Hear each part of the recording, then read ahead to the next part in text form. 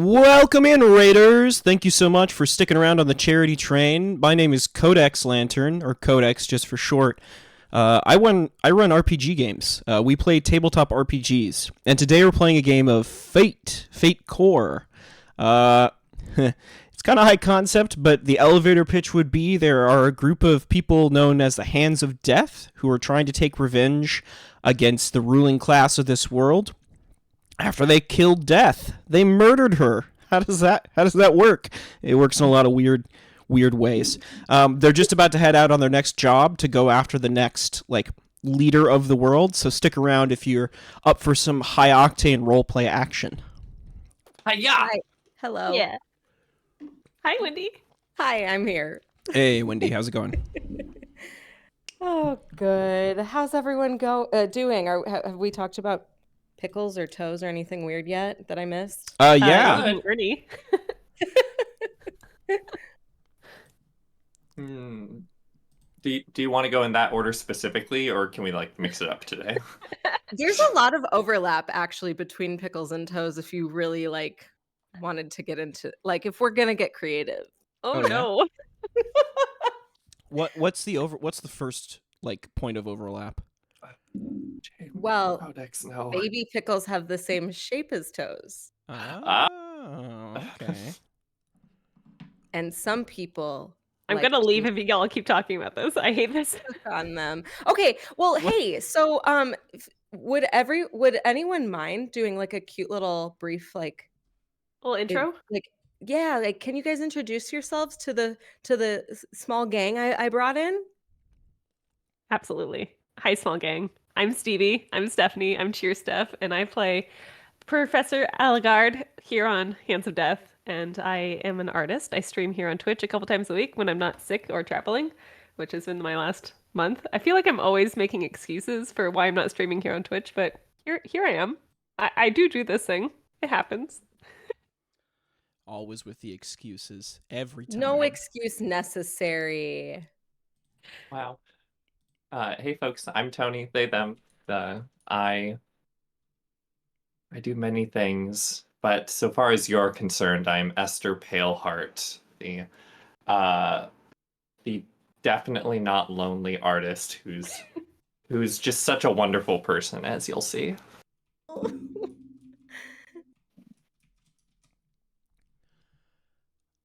And I guess you folks already know who Wendy is, and I just did a big intro before Wendy came into the call, so I could run it again. Sorry, I missed it. That's good. That's good. Sorry. For those who are just joining us, my name's Codex. I run RPG games here on Twitch, and I want to start doing a lot more in October. So if you hit me up with a follow and come on back if you like role-playing games, that would be awesome. Come check us out.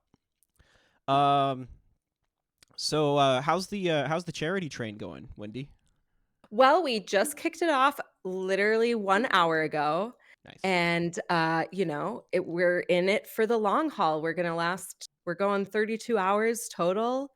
Our goal is to raise $1,000, and for every $100 our whole team raises, it unlocks a hot sauce for me. So I'll be doing a hot sauce challenge at the end, just depending on how much money we raise. But I'm going to copy and paste a link for anyone, and I'll paste it kind of throughout our session today in case anyone cares to donate to the cause.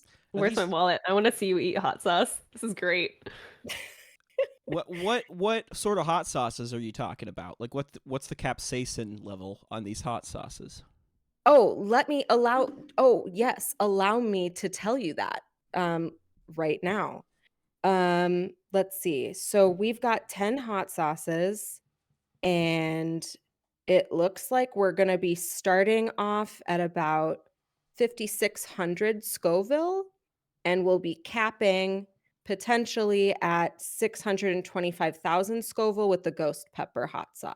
So nice. I didn't want to get into the million. This is a lot for me. Why do the numbers get so big? Right, I was Googling other hot sauces, and and that's only one facet of what makes a thing spicy anyway. So like the numbers can be a little misleading. The reviews, this sounds like it's right where it's going to be a little painful. I'm scared. Godspeed. I Thank believe in you. Thank you.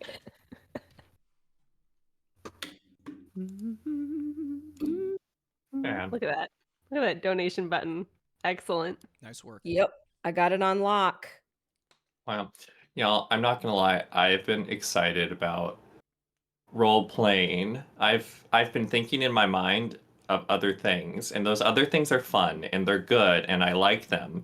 But what I also like doing is role playing just a mean, awful person. So it's really it's quite cathartic for me, but we don't do this extremely regularly, so it's like cathartic, but then like I sometimes feel weird, like, oh, I haven't had my chance to be mean. You'll hopefully get that chance today. Happy to fulfill that fantasy. Uh, Wow. and I'm What- always just the punching bag. what- It's Well, kind of true. I've learned an important lesson as this is my first time doing anything of this nature. That being what are the things that I'm like, I'm too good, like, damn, that is, I might be chaotic good. Oh, you mean the alignments? What's your alignment? Yeah. Yeah. But it's way, way better to be bad. Yeah, I don't know if I put you in the good side of that, considering you just straight up murdered a guy in a back It alley. feels definitely more towards neutral than good. Yeah. and to be fair, Codex, it was for money. Come on. Yeah, it was for money. It was for money. You're right. It was for money. But there's okay, I personally find that Lilith has a strong moral compass, but does that like is having a moral compass, like, does that mean that you're always going to do like the most right thing? No. Am I a little bloodthirsty? Maybe a little. It's fine. But I do think that what in my character's mind, I'm doing what feels right for the purpose of being, I don't know. Oh, Hey, no. We're getting into it. Ab- Oh, no. Follow your Absolutely. star. Absolutely. All right. Well, with that in mind, do we want to get started? Let's do it. Okay. So it's been a while. So let's have like a quick recap of what happened last time. I'm going to go ahead and bring us into the foundry here. So does anybody remember what happened last time? Anybody want to give me the recap? I totally do, but does anyone else want to turn? Because I did it last time. You're so Well, good at I'll start and then pick up. Okay. Okay. So on the previous session, in the seaside town of Chandla, which is just a terrible, hot, muggy place, we with these like very tall towers, like with glowing blue lights, which might be ghosts. They're definitely ghosts. Yeah, spoilers. And we What? All right. we found our way through a series of academic deductions at a bookstore? Question mark. No one was there. It was weird. We went inside, and inside the bookstore, there was a slimy trail, and a variety of terrible things occurred. We followed the slimy trail up into a series of apartments, or I believe it was a single apartment. And in that apartment, which was pressed shut, there had been a conflict between the Verdanthi and, well, I forget exactly who, but let me tell you, there was a conflict. In this apartment, we searched about. There was all sorts of hijinks, a lot of books being yanked off of shelves, and sure enough, there was a secret area which had vats, and we all love vats. And inside those vats, there were people. Vats for people. Well, they were people, except now they're not quite people anymore. Especially one person who absolutely wasn't a person anymore. Well, I suppose maybe he's a person. Anyways, we call him Bernie, and Bernie is a terrible thing. Can one of you describe Bernie, please? Bernie is a it's like I imagined him as the caterpillar from A Bug's Life, but like worse in every way. I love how this is sounding completely insane. If people haven't watched the other episodes, we sound nuts. This is great. All right. Anyway, Like too many legs, kind of green, mostly slimy, got a hard like exoskeleton that you could not damage even if you tried, and we kind of tried. And yeah, Uh, that's what he looks like.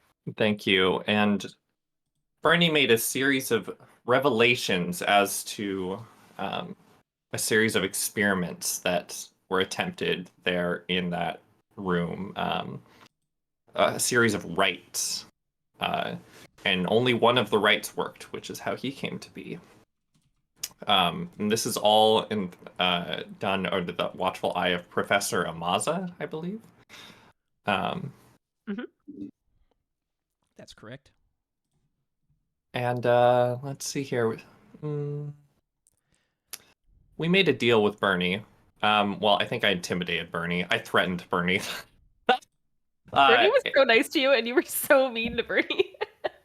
And then some other stuff happened. Okay, tag. Or slap or hand slap. Like the wrestling thing. I'm slapping someone's wrestling hand. Yeah, the tag. Yeah, the tag in. Yeah.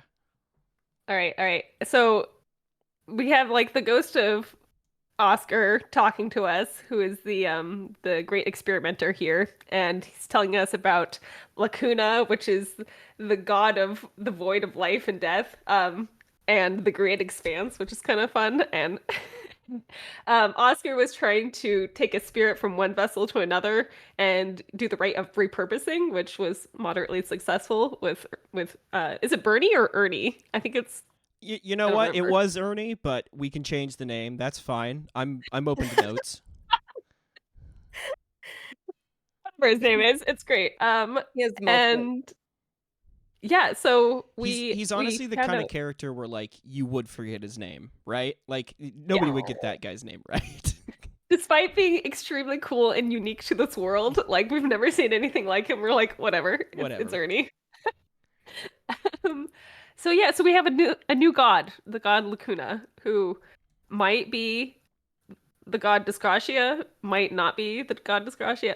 Who knows? Not us. We don't know yet. So after that, we decide to go to Ester's studio because Ester is an artist, and I follow along even though Ester doesn't want me to go. And this is where Lilith lives. Also, Lilith, can you describe the studio? It's damp. It's not clean. Just to help people who just jumped in, this world has 3 gods, all right? It's got the Verdant, which is the giver of all life. It's got Liliana, which is death, who is now dead, but used to be the giver of death. And there's a third secret hidden god that our players discovered existed last time, which represents the void between life and death, Lacuna. And that's what they found out at the bookstore. Anyway, sorry. Go ahead, Wendy. You know, we're hunkering down. It's a little dusty. It's very much under the cupboard. What is Harry Potter's room? It's like that, but it's in an attic. It's dusty. It's a little damp. I don't have much to my name. I'm a drifter, and Ester has taken me under their dusty wing. Just so gracious, really. My wing is well lotioned, I'll have you know. Gross.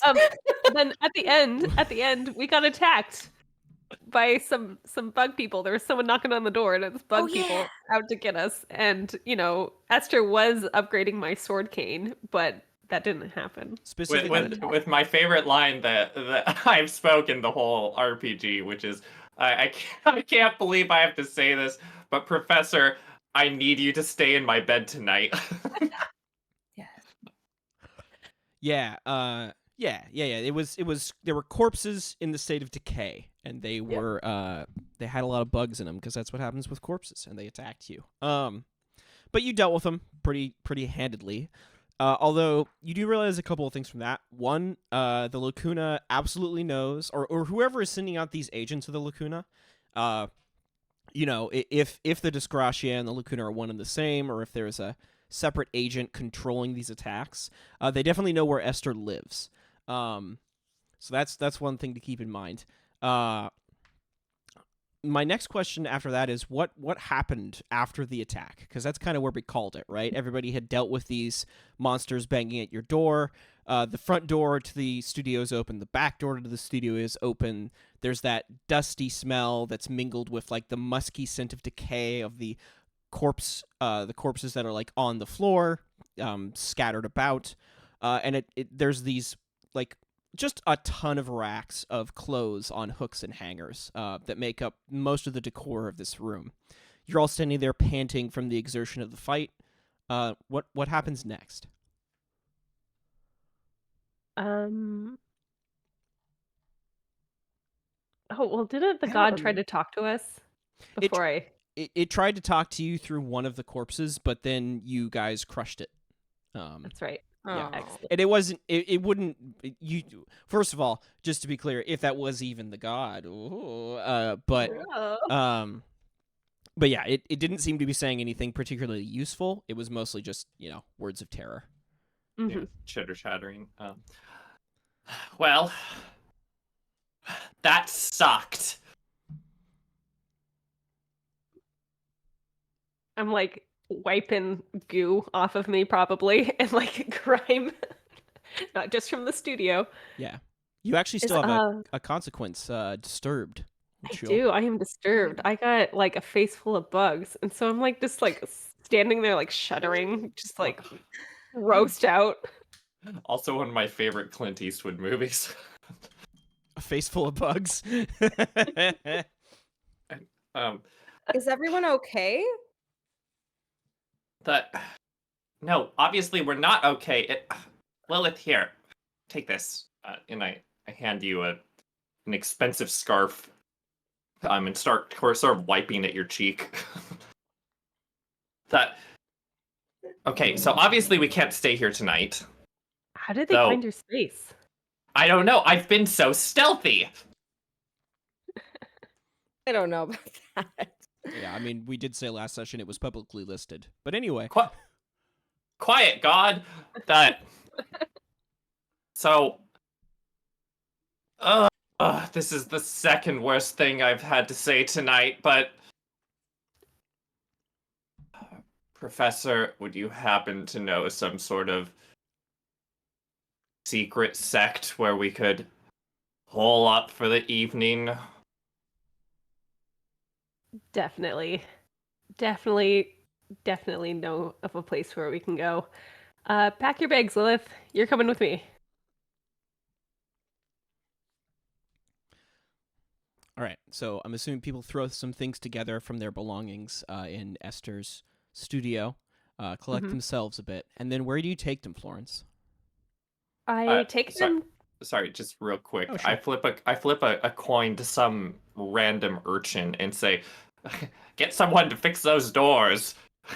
He, the street urchin like takes the coin, looks at you, looks at the doors, and goes, "Of course, I won't fail you, sir." Don't stir me, urchin. Get out of here. Oh, apologies. Apologies. It runs off. It runs off. No, he runs. They run off. He runs off. Yeah. Yeah. Anyways. I think I gotta take them to the very subtly the Hands of Death headquarters. Okay. Isn't the crypt or something? Yeah. Or a funeral home? Yes. So, well, Mhm. there is this inner city mausoleum or it's called a House of the Dead, where corpses used to be kept when there were when there was the need to worry about corpses, and it has a secret hidden entrance within it that leads to a small conclave down below. where the members of the Hands of Death meet in this part of Chandla. So Florence, you take them there. Yeah. You wind your way through the streets. It's hot and muggy in Chandla like it always is. A light rain mists all of your backs as you make your way through the streets and arrive at the mausoleum. Florence, you know the secret entrance into the mausoleum by pulling on a certain brick, which swings aside a panel, a large grave plate, which then allows one to push past it and enter into the hideout, locking it behind you. Inside here, you can see Anna Zorin is marching around. The panel opens onto like this hallway that leads down a short ways. It's like an underground stone tunnel that leads down a short ways into this wide open circular room that has Anna Zorin, or Anna, pacing around inside of it. And there are all these like maps and charts and charcoal drawings of various Verdanthi and notes and particular like scheduling conflicts and things like that pasted up all over the walls in here. And you've seen that Anna has used this round circular room as kind of a panopticon to plan out the assaults against the Verdanthi. At least the ones that your small section of the Hands of Death are taking care of. You'll probably you'll probably connect up with the main organization a little later. So she sees you walk in. She turns to you, her kind of long black hair going down her back a bit. She's dressed in her military uniform from her time in the war that took place shortly after Death was killed, the Ascension War, and she has on a black cap with black goggles. She pulls these off a bit to get a better look at you as you enter. She says, "Ha, you're back." We're back, and we were attacked by... Gosh, do I want to call it Disgratia? What do you think, team? Should I call it Disgratia, or do I want to call it Lacuna now that we know that name? We'll go with Disgratia. We're back, and we were attacked by the Disgratia in Ester's studio. I don't know where they're getting these corpses, but they're definitely animating them and using them to hunt us down. She narrows her eyes a bit and says, "So, the thing is real, then? That's very much so. That's troubling, especially considering it never revealed itself until now. I wonder if the Verdanthi knew about it." Well, they know where Ester lives. She looks around in the round room. Now, Florence, you know there's a single bedroom here and a single like prison that the Hands of Death can use to hold prisoners in transition. And Anna's kind of scratching her head awkwardly as she's trying to figure out where she's going to put you. She says, "I have some blankets I can drag out and we can put them on the floor. At least you won't be accosted by shambling corpses for a night." She gives a weak smile. Zoran, I love your attempt to calm down someone who's been attacked by a series of corpses and bugs. That you're doing so great. She narrows her eyes and glares at you, Ester, but doesn't say anything. And then looks around to all of you and says, "Will that be acceptable?" That would be great, thank you. Okay.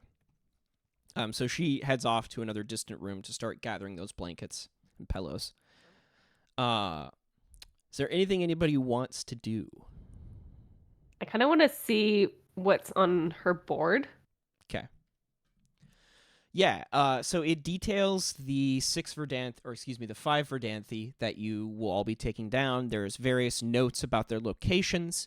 Two of them you're already aware of the location of. Marith the Beast Shaper has his home here in Chandla.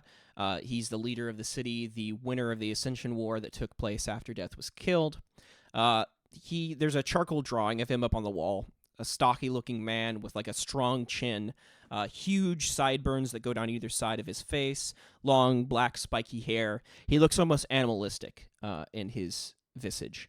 The other person you recognize up on the wall is Catherine, the Celestial Guise, the first Verdanthi you all took down, the one that's been dealt with. There's a large black X of charcoal drawn across her picture. There is also Ophelia, who is the head of the Verdanthi Church. That you recognize instantly, Lilith, as your previous caretaker.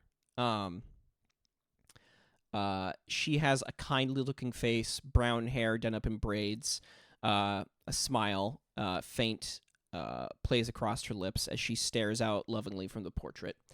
And then there is Joel, the inner growth, who you recognize, Ester, as your rival and, you know. I know. Mhm. He stands resolute, a hand up to a chin in a pensive thinking pose, short blonde hair, cropped slightly at the top, with piercing eyes that seem to examine everything closely that they come into contact with. And then finally, there is Enoch, the map maker. He is an old man wielding a wooden staff, dressed in what looked to be a pair of regal robes. You would assume he was a king, but he wears no crown.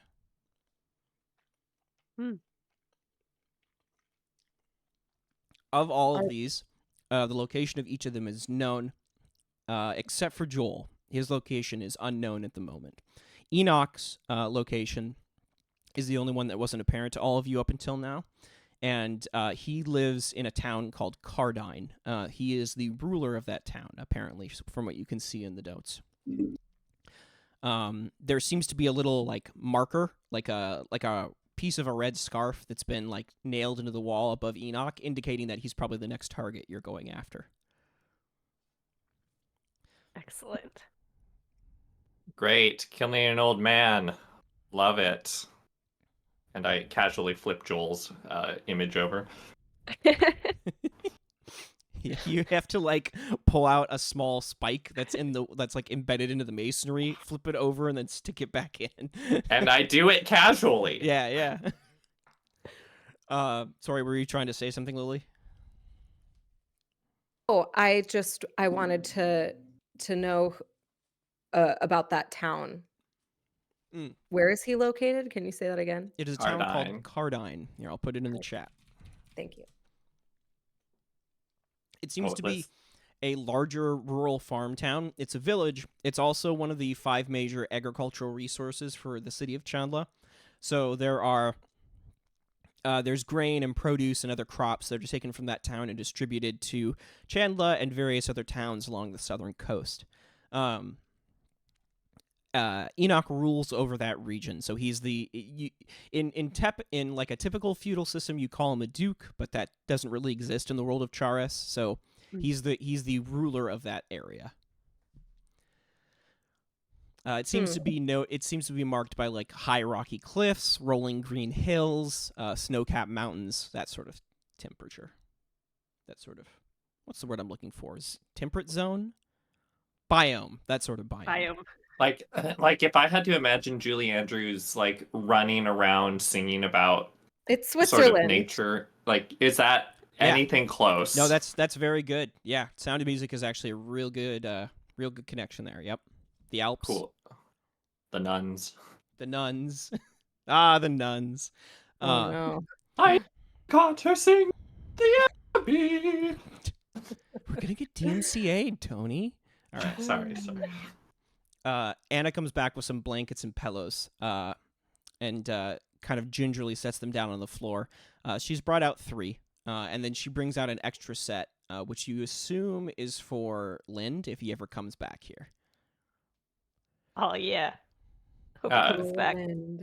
I take that set and use it to sort of pad up my roll. Your situation. my shitty sleeping situation. Thank you, very kind. Anna glares at you and then looks at Florence and Lily with a look that says, you're just gonna let them do this? You're cool with this? Yeah. Yes. Okay, so she nods, looking at Enoch's picture pasted to the wall, and says, as I'm sure you've assumed, that's our next target. I was going to give you a few more days of rest, but if you'd like to depart early, we can. Everything's ready, for the most part. It's not going to be an easy one. Enoch's created a sort of closed community for himself in Cardine. They're not the friendliest to outsiders. The earlier we go to this, the better then. All right, good. She seems to like straighten up a bit. You can tell she likes the idea of moving things forward. She doesn't like sitting around. She says, "I'll make preparations and we'll leave first thing in the morning. Get some rest." She Mhm. heads Yeah. off. Well, Professor, give me that. I wasn't finished. And I hand over my cane and I kind of plop down on the floor. You guys know how I sleep every night. Which is like on the ceiling. I don't know. How do you sleep every night? On a damp mat. It's very so as damp. in this might be an improvement. This is an improvement. Maybe I'll just move in here. Lily's like patting the floor, and she's like, "At least it's dry." Like, Yeah. Ah, yes, this dank mausoleum to the dead. I'm sure it'll be a great place to stay. Lily, let's talk about budgeting. Budgeting. then, then the professor kind of sits Lily down and is like, let's talk about your income and how to use it and how to save up for a place of your own. Do they know about my big yes, you guys are aware that we have a small fortune, a small bag of coins, right? I don't know. I would assume so, since they were watching you like gain it, but they might have missed that. That's kind of up to you. Yeah. I mean, also, would you have told us about it? I think yes, I think as part of narration you guys did see it, but it was not my intent that you guys would know about it. I'm going to choose to pretend like I don't know about it as like a respect of your privacy. Yeah, I haven't said a word about it. Oh, you guys are so respectful. I've got Trying to be big good plans. parent. I'm gonna be a star. Just Oh, kidding. no. Once all of this, this work has been finally put to rest, and I can live my life freely, I'm gonna be okay. I just know it. Yeah. Yeah, and maybe we don't live with Esther on the floor. If this is an improvement, Lily. Yeah, yeah. Maybe I'll go to school. I could just continue to be your teacher's aide forever. I would love Go to that. school. I'm really setting my sights high. Education. Until we go to bed now. This is too wholesome. Oh, let's go to bed. Esther, you're staying up to work on this cane, right? Correct. Okay. So explain to me exactly what you're doing. So first, just a couple questions for you. Remind me, Ernie's relic, the distal phalange. What did it look like exactly? Yeah, let me check my notes. Let's see. Yeah, notes. That's some nerd shit. Uh, bu- bu- bu- bu- bu-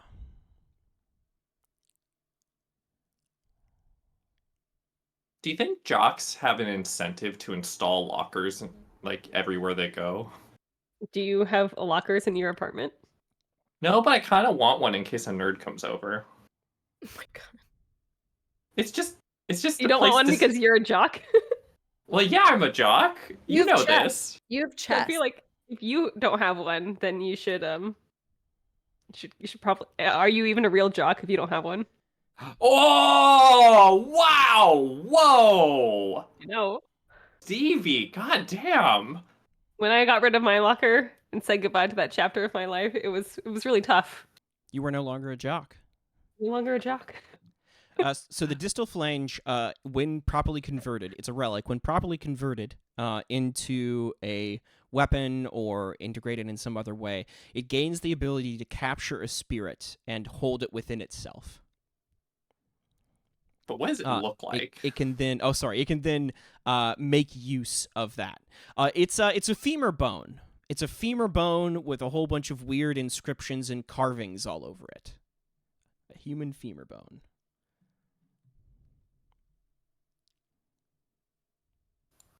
Okay, great. I think what this looks like is Esther is not a smith of any kind.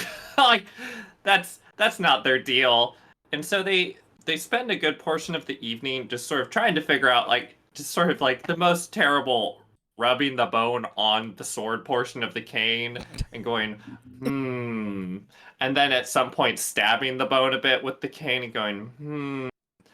And then eventually they go a little further in and they find a chiseling hammer alongside a set of tools that were probably used to inscribe headstones or similar. Uh, and they come back to the cane and they just straight up break off the tip of the sword. Oh my gosh. Oh. Prof- Professor's gonna murder you. And then they proceed to fasten it as best as they can to the tip of the sword, uh, and then shave it down. Using a series of bone saws, which is appropriate in this case, and then eventually sanding implements, Awesome. which would typically have been used for clay. Cool. Oh my. All right, let's do a crafts roll. Now you're stretching yourself here a bit, so let's do a crafts roll at difficulty 3. Ella. Okay. It's okay. I remember how to play this game. Okay. Yeah. My my face gosh. really big on your screen. I'm getting insecure. Oh, every time that happens. And I'm going to use a fate point to boost it by 2 to I think a score of 3 by saying everything I make is gold. Nice. Okay, cool. Nice. That's a good use of an aspect. Great. Or Yeah. sorry. So that the success is 6 total. Yes. That's what I mean. So that would mean that you succeed with style, which means this gains a free aspect that can then be tagged. So, what aspect do you ascribe to this sword? Think of a cool short sentence or phrase that the user could call on to could invoke with it. And while you're doing that, I will add it to Florence sheet. Yes. Oh, wait, I apologize. I realized Vision of Relic Weapon Possibilities was a free invoke. Oh, yeah, totally. You can take the fate point back and use that instead. Okay. Cool. Great. Yeah, cool phrase. Let me think on that for just a minute. Yeah, and take your Esther finishes. It's not great. Like it in my mind, it's very obvious that it doesn't cut at the tip. Like you can't thrust with it anymore. Mm-hmm. But Florence, was it like a thrusting only, or was it like also for slashing? Like what exactly was it? I'm sorry, can we start this little scene over again? I need you to present this to Florence. Yeah, that's fair. Shit. Okay, so I couldn't be the next morning. Totally. Yeah, totally. Oh, Professor! That's more like it. Right into your ear. I like startle. I've already had a shit night's sleep because I'm dreaming about bugs. And like, what? What have you done? Oh, so excellent an observation, and I appreciate you appreciating all that I do for you. Ah, the work I do, the artistry of just being around me, just being around me, I'm sure is good for your complexion. And let me tell you, Professor, I have done the most incredible deed for you tonight. I've made you a gift. Did you finish the cane? Finish. Oh, that seems to imply that art can be finished. That it is not an ongoing, infinite pleasure. No, Professor. I made you this. She's like rubbing her eyes and she looks at the sword and her face kind of pales a bit. Yes, yes, a common reaction upon seeing such brilliance. I understand. You Now, should- I'll have you know it doesn't fit in the scabbard anymore, so you can't really use it as a cane at the moment, but details. Esther, what have you done exactly? I have made you the most terrible weapon. And I would like that as my invoke. The most terrible weapon. Awesome. What is the name of this weapon? Oh, I I just called it a cane sword. Yes, but it's Um, been reforged into something more than that.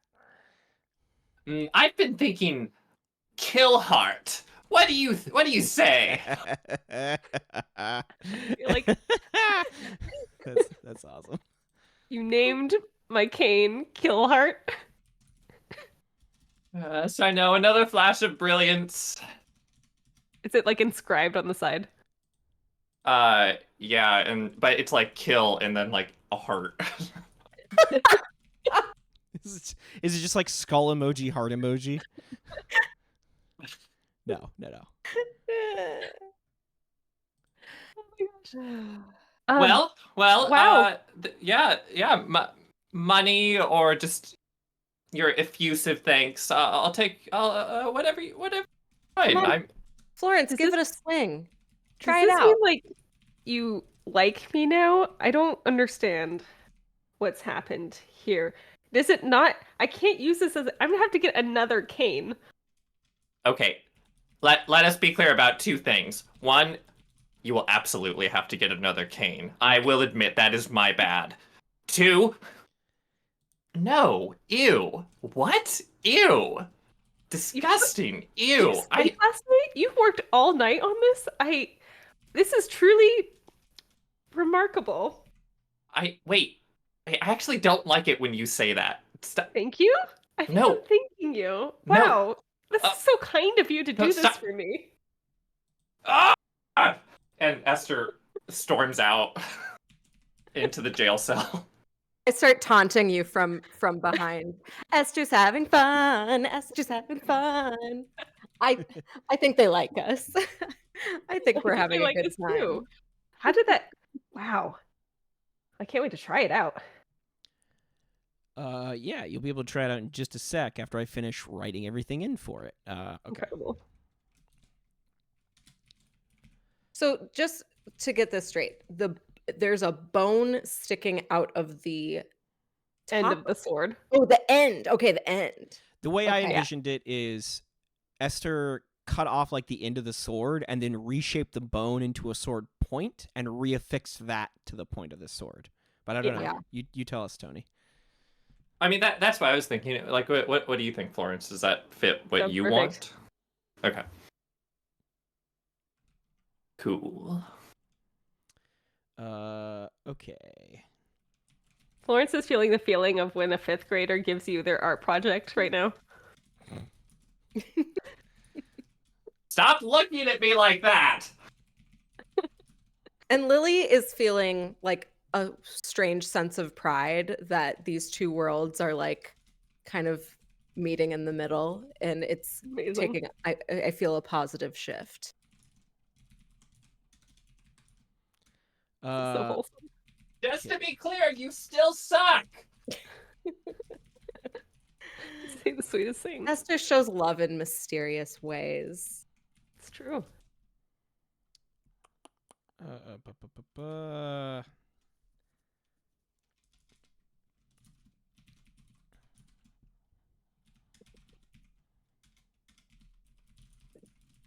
Almost done typing.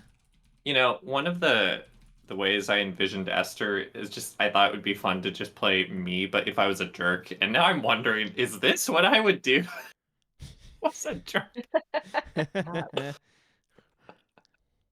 I think that A just jerk of feelings. I think that just breaking it and experimenting is exactly what a jerk would do. Uh-huh. Mm.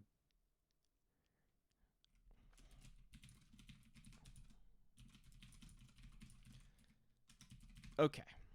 There we go. Save. All right. You should have Killheart on your sheet, Professor. If you look in the second tab under Extras, you can hit the little expandy box, or rather just click the edit button to see it and read it. Awesome.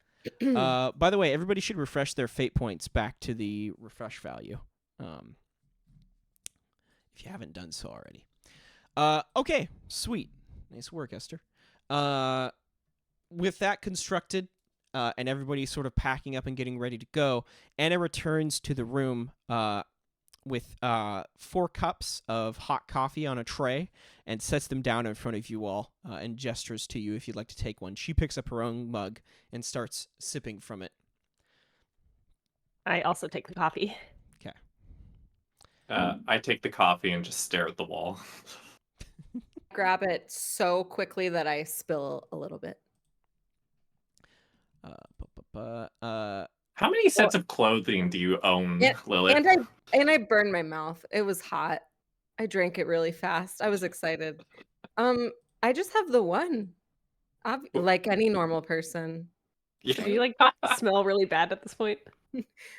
Well, the coloration of my garments are like very mysterious because are they gray? Are they brown? Like what is it exactly? You can't be certain, but yes, I do wash my clothes a lot. Hold on, wasn't that originally a white shirt or something? Yes, it was. Anna takes a sip from her coffee and says, I've got the carriage all set up and ready to roll. Mock's also ready to go. You folks ready to leave now? Nothing else you want to do? I think I'm ready. Are you ready?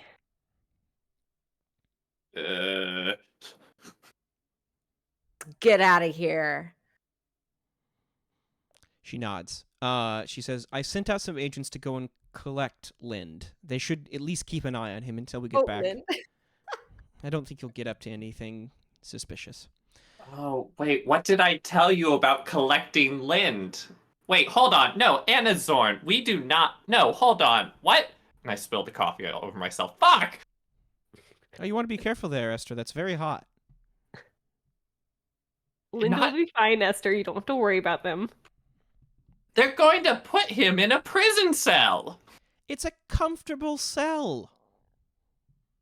Listen to yourself. He'll be so safe here. Like, It's a room. the It's okay. the corpses that attacked us yesterday? What if they go after Lind? He'll be so safe here. No, I'm not worried about his safety. He can die for all I care, but he shouldn't live in a cell. That's torture. We'll only be gone a couple of days. You care about anyone else's well-being. And I leave. And it gives you a faint smile and says, I hope they get on the carriage. And then heads off. You all exit the mausoleum, I'm assuming, and board the carriage, getting ready to go. Like last time, Mock, with his gnarled old bones and black cape, sit at the head of the carriage, directing the horses outside of Chandla. Lily, you're once more regulated to the smuggler's cache beneath the bottom of the carriage, so you can all exit Chandla unaccosted, because, as we all know, Lily is wanted by the Verdanthi. And eventually, after Anna talks to some of the guards at the gate, you make your way out and start heading out into the countryside. Just to be clear, like, on the way through, I get, like, a tune stuck in my head and start tapping the top of the little smuggler's flooring. With your foot? Yeah. Oh. Mercifully, it only takes about 15 minutes to let Lily out of there after you've broken away from the city enough. Lily, as you emerge from the smuggler's cache, Anna holds out a case to you and opens it up, revealing a death mask on a single cloth of velvet. There is a faint, like, leathery mask sitting on this velvet plush inside this case, and she holds it out to you. She says, I believe that Enoch or his servants might recognize you once you get too close, so best to use precautions. She looks at Ester and Florence. You could use them also if you wish, but I think that's less than necessary here.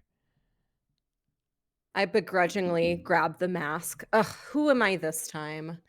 Whoever you want to be, Anna shrugs. It creates the image of a young girl with blonde hair and a rather weak-looking demeanor. Come up with what you want. And where exactly are we going? Is this another cult situation? No, this is not a cult. This is more of a tyrannical rural state. Let me explain. And she gets out some notes from a nearby case and clicks the case shut as the carriage rumbles along down a road. You can see mountains and like throngs of people going by that are making their way to the gates of Chandla. You can hear the roar of the sea and the ocean over the throng of the moving bodies heading into the city. And as you get away from it, you can see the pale blue lights of the spires of Chandla that are surrounded by ghosts and make it look like the City of Candles, for which it gets its namesake. That's a weird sentence. Anyway, you guys know what I mean. So Anna clips her notes together, organizing them, and says, "Let me talk to you about Enoch the Mapmaker. Once I can actually do that. There we go." You know, this will be my first geriatric killing. She giggles and she says, Don't giggle at that. Don't underestimate him because of his age, Esther. That would be pure folly." Okay. Enoch the Map... Ooh, don't move that, James. Enoch the Mapmaker is a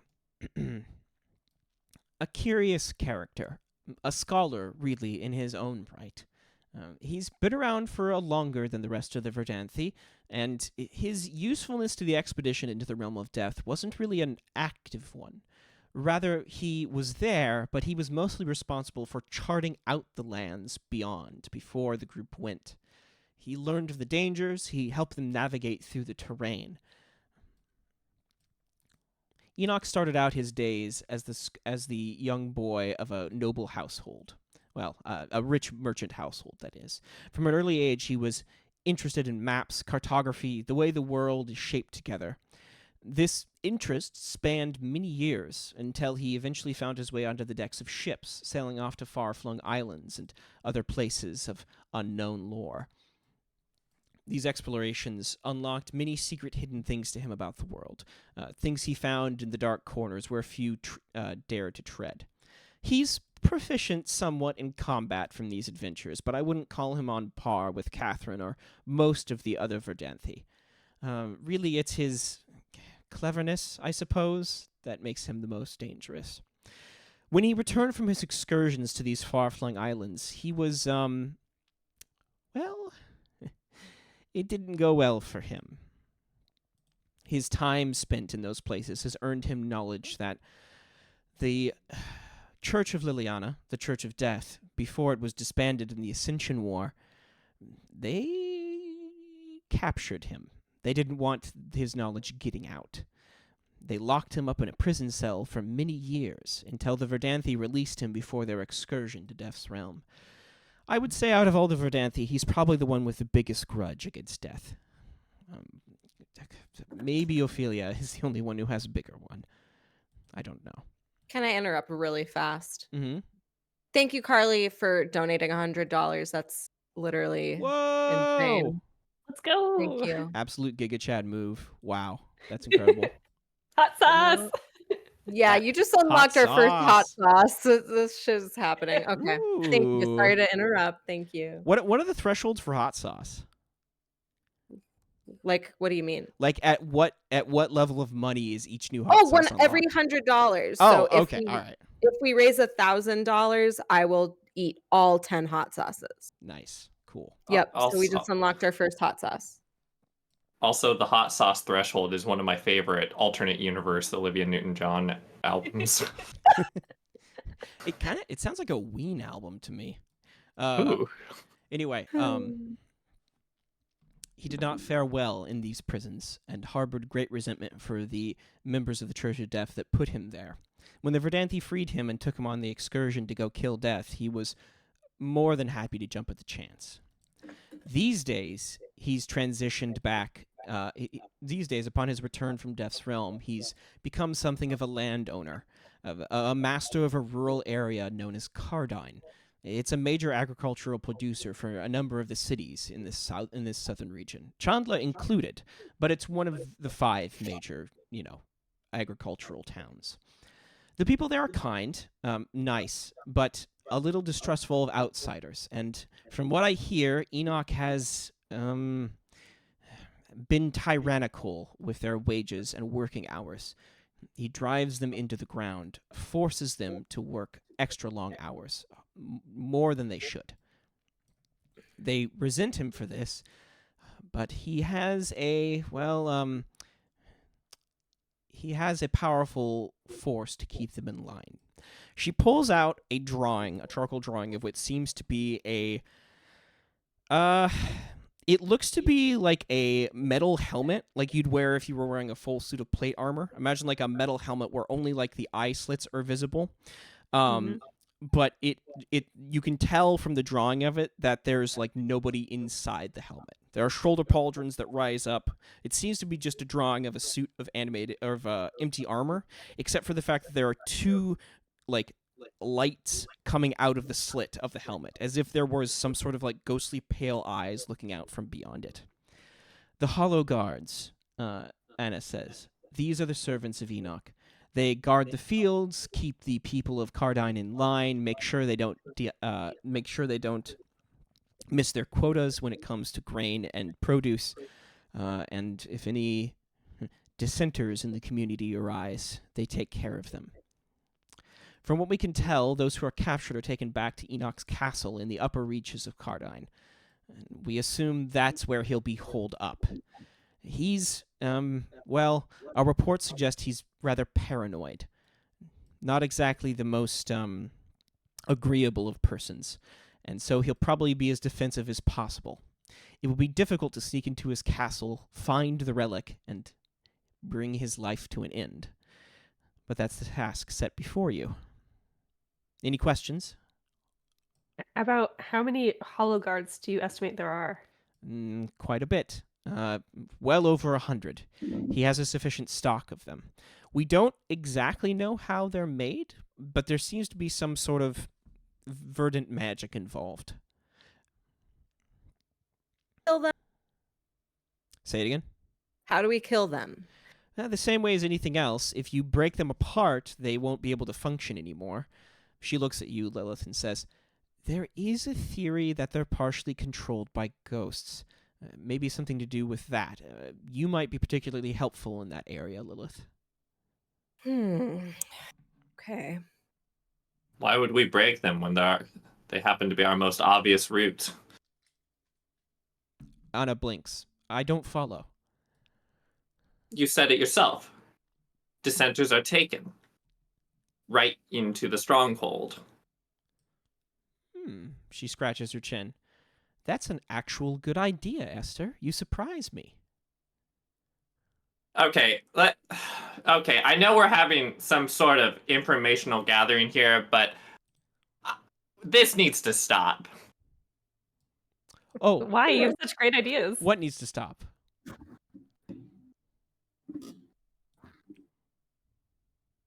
Test. Test. She looks across the seat at you. What needs to stop, Esther?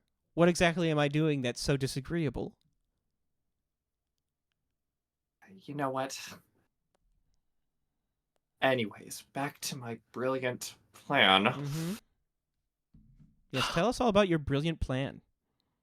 Does anyone else have some better idea? Some better idea to get into a fortified castle guarded by soulless, I suppose, soulful beings made of armor? I think it's a great idea. I wonder if we can talk to the townspeople and have them help us. You might be able to convince them, but you'd have to overcome their fear of Enoch first. They have no love for their ruler, but they do fear him.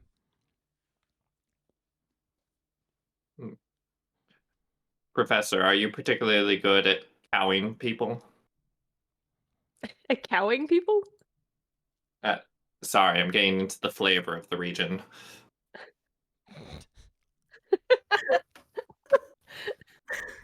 I mean, I can get a student to do their homework, but a whole town of people, I don't think I can get them to fear me. But if I could get them to work together with us, that could be great. I think we need to go and get a lay of the land. I do think I want to put on one of these masks. Anna nods and pulls out another case and opens it for you. Mm. Esther? Simply because the Scratch, they know who we are at this point, and who knows how fast word is getting around. And this sounds like like maybe a land of, I don't know, simpletons. Maybe being a little less, flashy, Esther, would do us all some good. Do you want them to put the mask on or not? Be less flashy. Oh, right. Sorry. Okay, to be clear, the only reason I'm placing this thing on my face is because my home was raided the previous night by bug-filled corpses. Also, Lilith, don't call them simpletons. They make us food.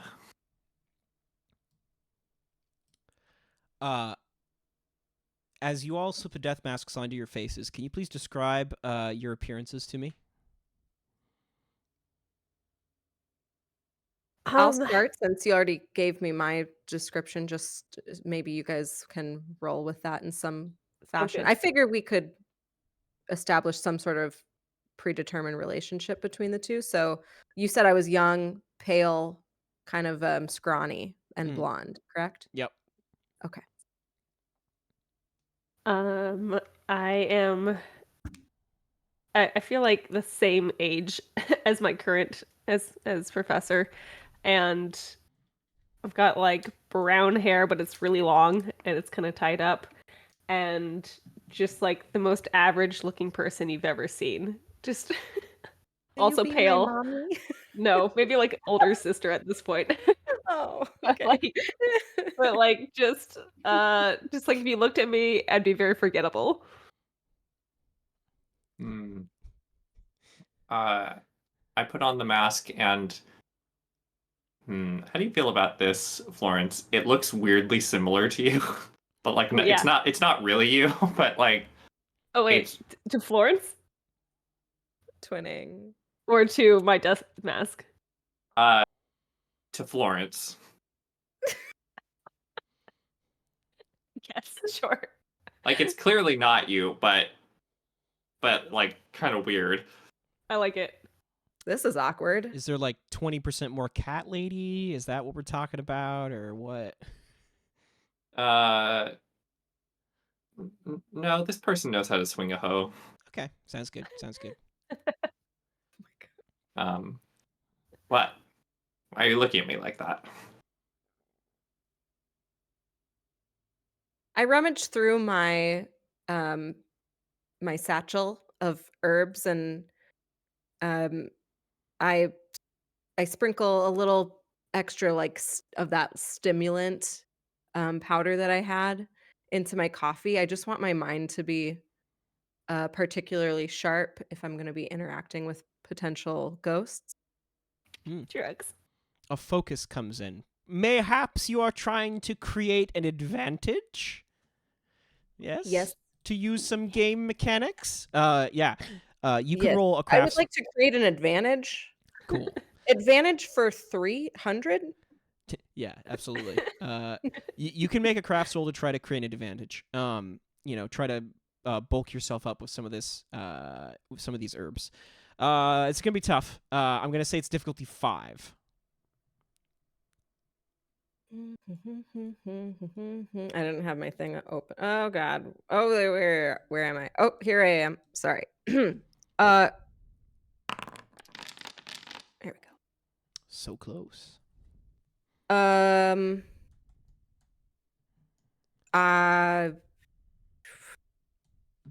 you need a refresher on fate points, or?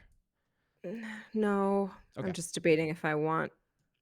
I mean, I guess I do want to. Yes. Which is so close. Correct. Yeah, Wait, sorry. I'll- Just to butt in. I mean, correct me if I'm wrong. If you use a fate point, isn't it kind of like you're trading one aspect for another aspect? So when you succeed, you create a situation aspect with a free invoke. So I suppose that's true, yes, but this aspect may be more applicable to different situations because it's a different aspect. So, Okay. yeah. You're essentially paying a fate point to get a free fate point you can use later. yeah, so it's not really a loss. But yeah, I mean, I could always just drink it later, but this felt appropriate. Yeah. So yeah, I will use a fate point to boost that 2 points and create an advantage for me later. Which aspect are you tagging to? I would like to tag that I'm an herbologist Yeah, herbologist apprentice with amnesia. Perfect. with All right. amnesia, so I need all the help I can get. Sounds good. Okay. Okay, so yeah, let's go ahead and add a situational advantage there, or a situational aspect, rather. Isn't it wonderful that materials can be translucent? Yeah. Yes. Re-invoke. Like saran wrap? And glass? Yeah. Wait, name another. Gelatin? Yeah, well, I'm vegan, but Yeah. What? Why did you think of that? I mean, it was a good example. It's just No, I mean, why did you think of the translucent Yeah, why are we substances talking anyway? about that? Yeah. I was eating a bean thread noodle. Ah, gotcha. Okay, cool. Oh. All right, Lilith, you got alert and awake. So, as you sharpen your mind by drinking this coffee, there's the carriage has been rolling on for quite some time now, and as you sharpen your mind by drinking this coffee, you can tell that you've been traveling for maybe half a day, maybe 3/4 of a day. The carriage pulls up to a stop as Mock gives a sharp tug on the reins, and he says, "Whoa, whoa, whoa, whoa." And he leans down from the carriage into the carriage window and raps on it, and then points with a finger. As you all look ahead, you can see that the path forward, which goes through a small canyon, mountains on either side, is shrouded completely in mist. Thick, heavy fog that blankets the canyon and blocks visibility. Out of that mist, you think you can see faint green lights standing stock still, shining dimly outside of the mist. Anna pokes her head out of the carriage window and starts digging around in her luggage for a case that has like a black leather and a gold metal rim to it. She pulls it down from an above luggage compartment, takes it down and sets it on the seat, and clicks it open, and you can all see that inside there is a disassembled sniper rifle, which she starts getting out and putting together by screwing the pieces together. Sorry, run that by me again, Sky Captain. She gets a piece of luggage down from a luggage trellis up above in the carriage. It's black leather with gold metal rims, and she clicks open the clasps on it, throws it open. You can see that inside there is a disassembled sniper rifle, which she starts taking the pieces of out and screwing together to create. What does sniper rifle mean? Who's gonna use that? What is that for? So it is a Relax. long-barreled rifle. The rifle itself is probably about 5 feet in length, and it has a glass scope atop of it. There is a wad and gunpowder and small pellet shot, which can be loaded into the gun. And Anna starts putting it together, and she's getting into position off the side of the carriage. She leans out the window and sets the stock against her shoulder and stares through the scope down into the mist. Hold on, Zorn. Thing. What are you doing? Can't see a dang thing. She's looking. Oh, She turns back. She turns back to you, Esther, and says, "We're at the edge of Enoch's territory. I'm wondering if this is a welcoming party. Maybe they knew we were coming. I'm just being prepared." Okay, well, consider being prepared in a less obvious manner. She glances at the gun and back to you, and and kind of like catches herself and says, "Sorry, just old habits." She pulls her way back into the carriage.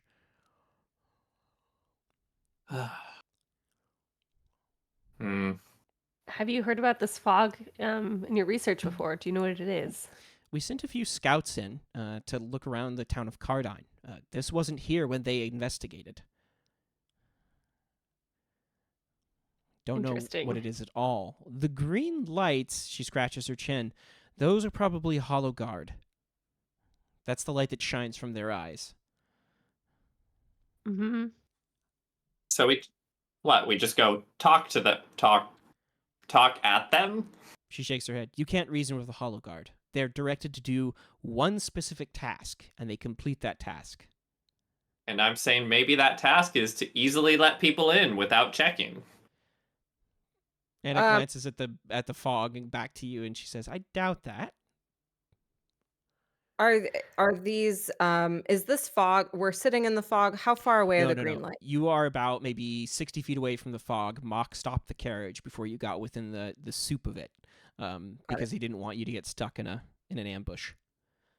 What if I were to I kind of want to crawl like closer and like use my empathy to like sense what the vibe is in the fog? Is Oh that yeah, totally. reasonable? Yes, yeah, absolutely.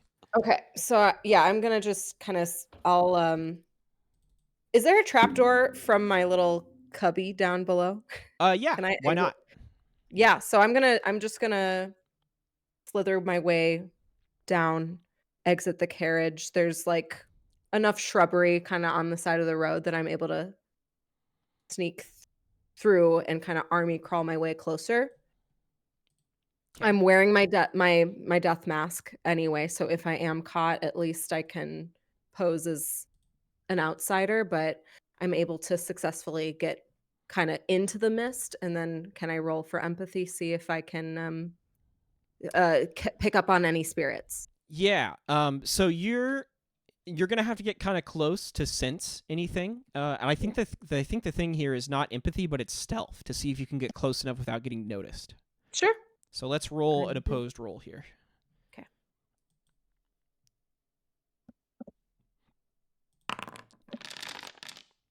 Okay. Oh wow! Nice job. Dang. Why did I roll as you? That's so weird. Oh, because I was clicking your What token. was it? I was clicking your token. That's why. But it's fine. Okay. Oh. Wow. Succeeded with style. That's great. Okay. So you get a boost. I'm gonna give you another aspect here that has a free invoke. Man, the boosts part of this game throws me off because it's like it happens so often. Okay.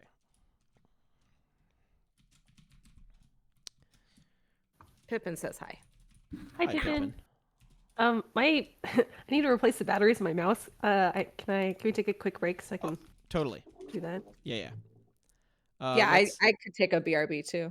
Cool. Okay, let me get this instinct in here. And then, yeah, let's take a quick break. And when we come back, we'll figure out what you learned. All right, see you nerds later, as in soon. Yeah. See everybody in about 5 minutes. Okay.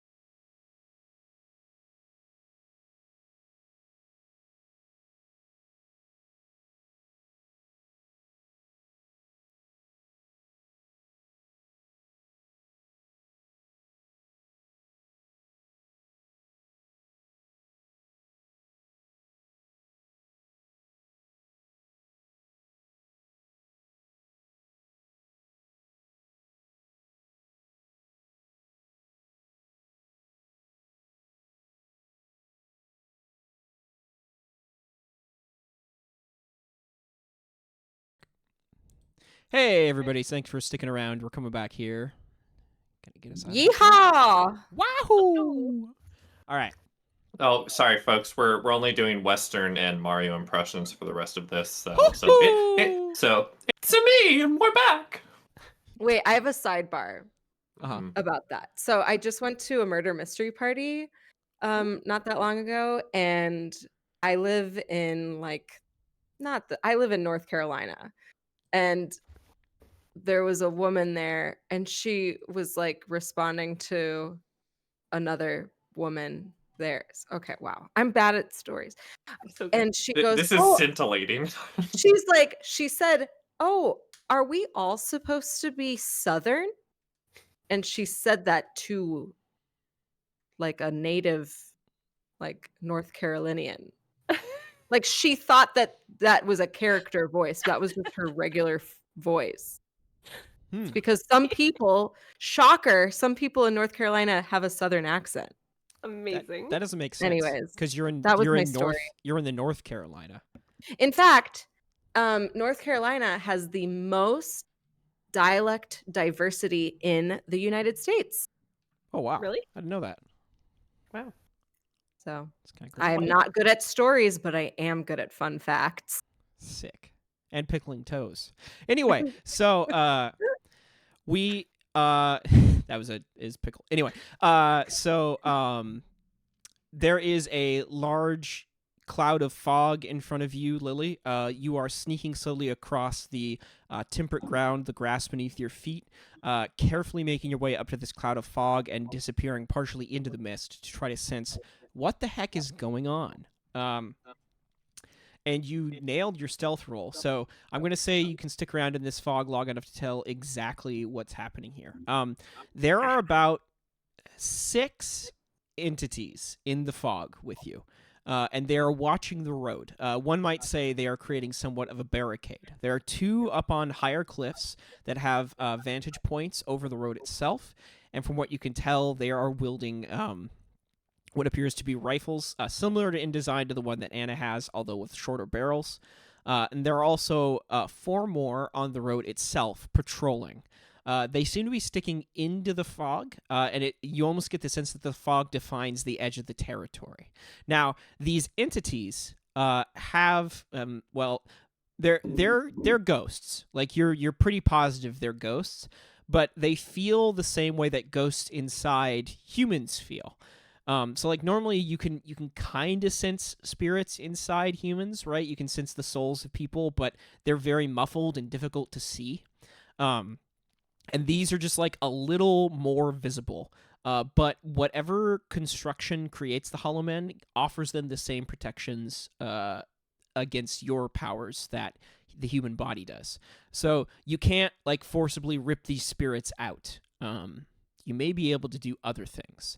You are aware of all their positions, and you're focusing so intensely that you could easily track them through the fog, despite the lack of visibility. Okay.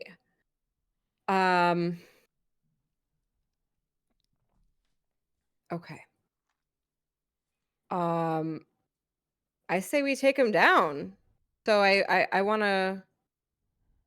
Is of the 6, are any of them particularly close to me, and are the 6 close? You said they're barricading, so they are like kind of creating a barrier with their bodies, is what you're saying. Yeah, so there are 2 up on like ridges that line the canyon of this road, and then there are 4 on the ground in the middle of the canyon, kind of blocking the way a bit. So if the carriage were to roll through or anything else were to travel through there, they would find it and probably go after it.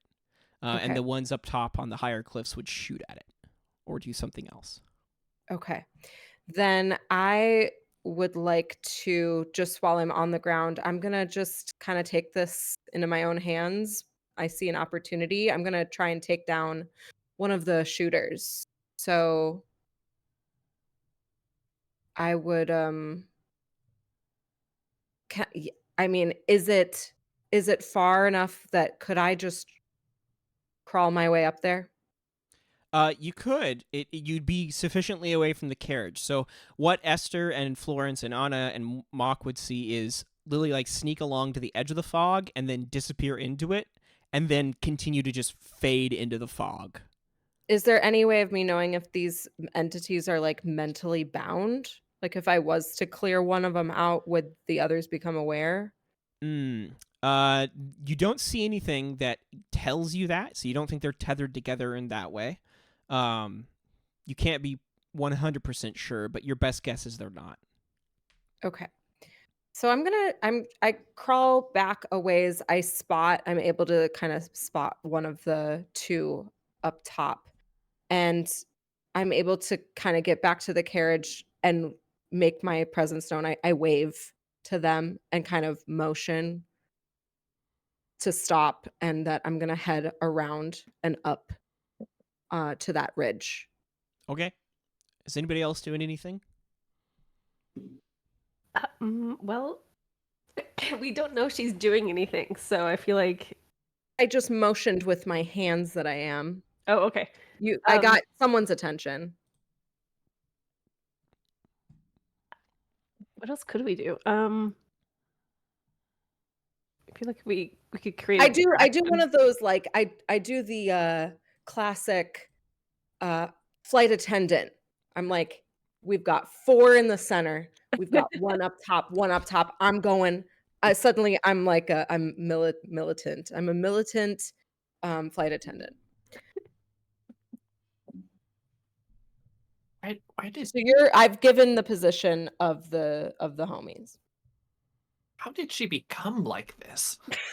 I didn't train her. I'm really high on coffee. That's right. Alert and awake. Okay, I feel like Esther and I have to do something. What? Okay, what? hold on, Professor.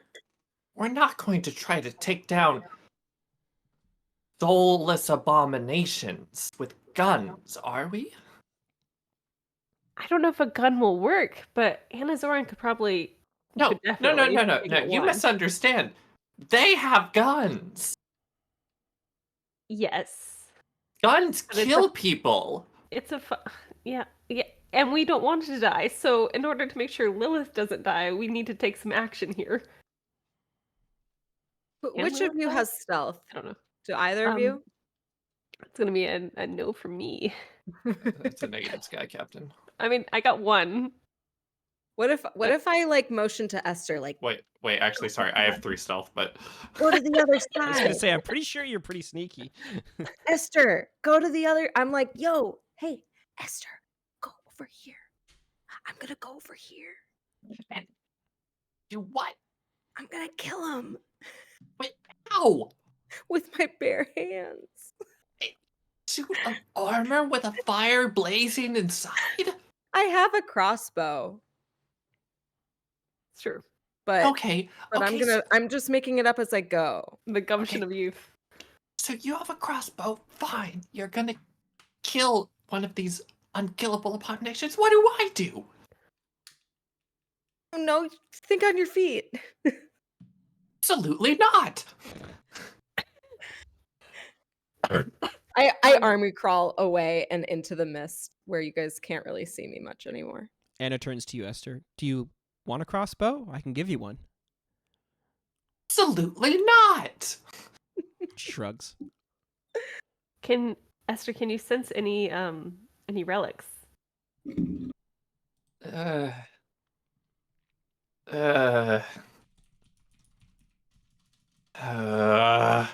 and I army crawl to the area that Lilith told me to go to. And I spend a surprising amount of time just being upset, and then I just close my eyes and I think about the wanting. Okay, so you got to get up to him. Same thing as Lilith. So go ahead and give me a stealth roll. Uh-oh. What do you mean? Uh-oh. Lucky you. All right. There we go. Oh, good. Okay. So, yeah, you sneak up without worry. Actually, that's not succeeding with style. Okay, cool. So you sneak up without worry. You make your way slightly into the fog. Esther, you can see like the pale green eyes of these like formless shadow shapes moving through the mist. You can hear the footfalls that their feet make into the dirt, slightly heavier than the footfalls of a normal human. There's like more weight behind them, and you can kind of hear the clank of the metal as they walk. You reach out and try to sense if there's. Sorry, just to be clear, the way I think of this is that like the closer I get to a relic, the more Esther desires. Yeah, Is okay. how I think of it. Totally. You, Frodo of you. yeah, you Wow, that's real Frodo of you. you reach out and try to sense if there are any relics nearby, anything that piques your artistic flame, but you don't. There's nothing nearby that makes you think that, except for, strangely enough, the fog. The fog itself, all the mist that surrounds you, has an odd, like, it's not a relic itself, but it has the aftertaste of one, almost as if it was in the presence of one, or perhaps spawned from one. You're not sure. You can't make things out of fog, though, so.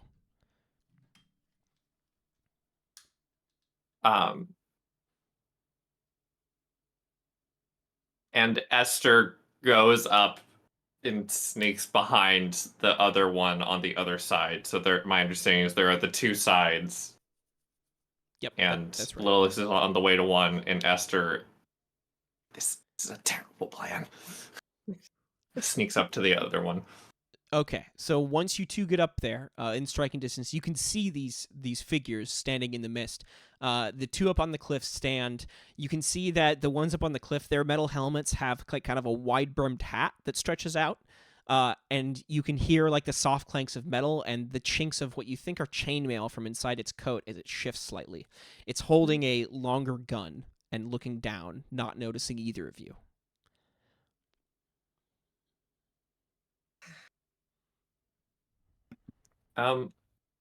Esther's going to try to just pull the helmet off and put it on. Okay, sounds good. What? Wait.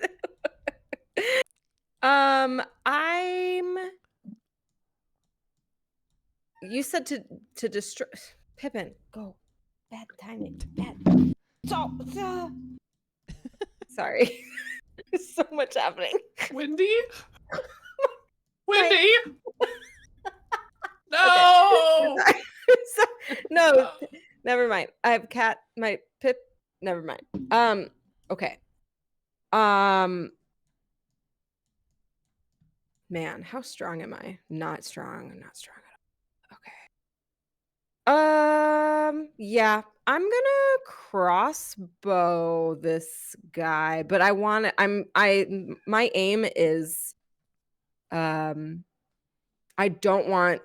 trying to get this guy down without making the others aware. So I've kind of come at the side because I don't want him to fall off of the canyon. Okay. Well, don't you know it's a ghost? Yeah, but I thought you could destroy them like anything else. Yeah. If you hit it at the right spot with the crossbow bolt to like knock a piece off of it or like knock it I'm apart. going for the head. I want to like decapitate it. Yeah, you that might be able to work.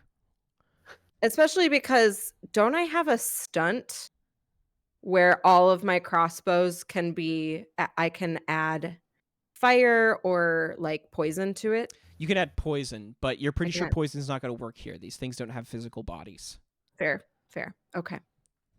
Okay, so in that case, I'm going to need, since Esther is pulling this thing off, I'm going to need Esther to make a physique roll, and I'm going to need Lilith to make a shoot roll.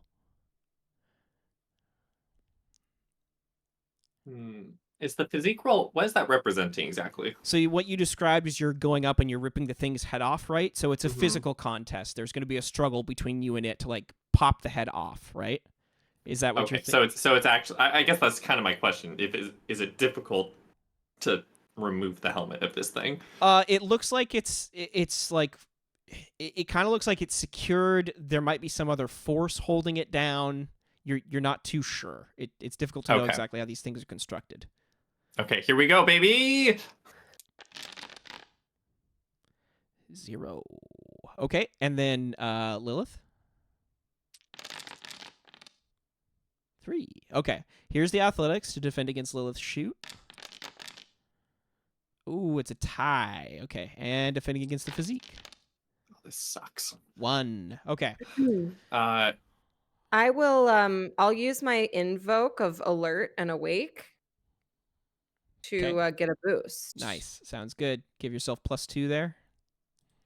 I'm going to say what's theirs is mine, and I'm putting that helmet on my head. That's a great use of it. Sounds good. Okay, so you're gonna give yourself +2. All right. So you both succeed. Let's see here. That's gonna be Lily. You boosted yours by 2, right? Correct. Okay. So that's 5. Okay. Oh man, how do you? That's a wrinkle. Okay. All right, and then Ester boosters by 1. Okay. I'm gonna just try this. Uh-huh. They're so tiny. I don't know if this will work. Let's find out. It will. Yay. Okay. So Lilith, you lean forward, line up the shot, fire it from your crossbow. It sails forward, hits the thing's back of the head. It gets knocked forward, and you watch as the helmet tilts forward and then catches on some peculiar hooks. And you see that there is a greenish flame sprouting up out of the neck hole of the armor as the helmet, clinks forward a bit. It whirls around, and you can feel the spirit inside the armor escaping, but it hasn't fully left yet.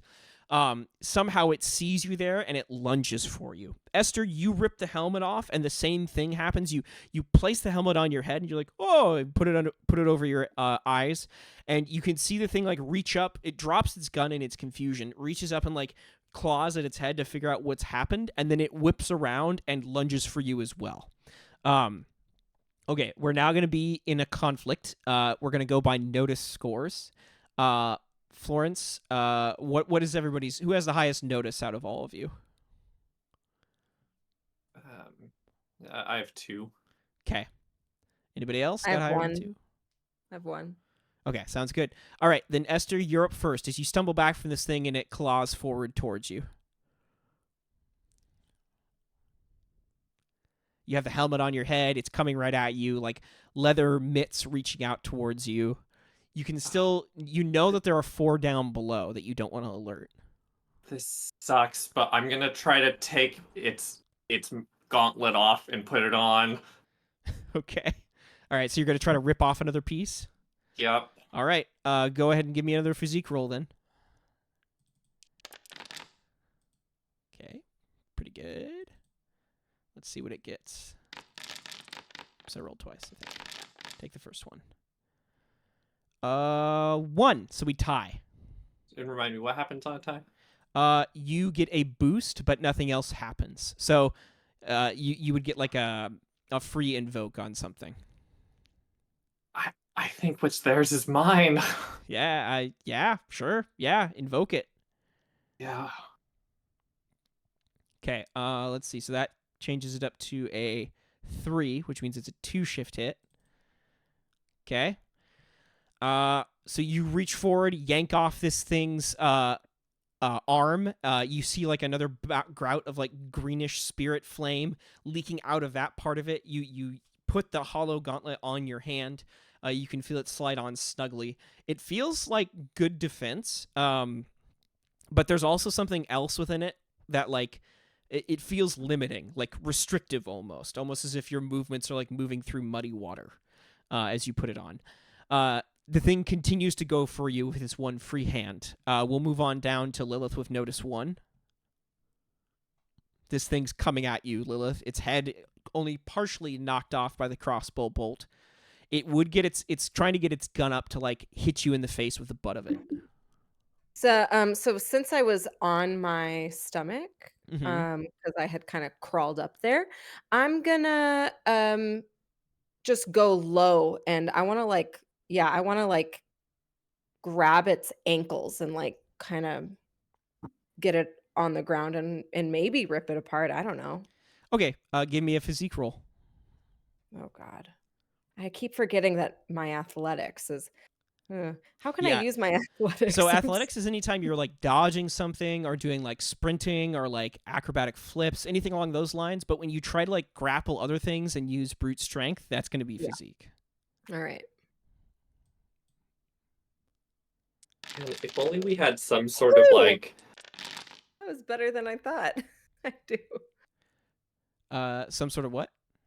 if only we had some sort of like badass death cult warrior who had like a soul ripping weapon or something. I don't know. Um, I will use my does what it takes a fighter survivor and a fate point to bump up how, to a 3. how Uh, do you do what it takes? well, I went very quickly. What I did. Like I'm like passionate. I'm a fiery. I persevered with determination, and I've got all that coffee in me with my stimulant in there. Sure. Let's say that like it tries to like hit you in the face with the butt of the gun, and you like turn your body like take a blow, and then you just hold onto the feet anyway. So like you feel like the butt of the gun slam into your side, and then you give a sharp yank on the feet, which upsets the thing. It tumbles backward and hits the ground with a thud. But this is a one shift hit, so it hits the ground with a thud, and it's like wriggling around, but it still has a hold of its gun. All right, Florence, you're up next.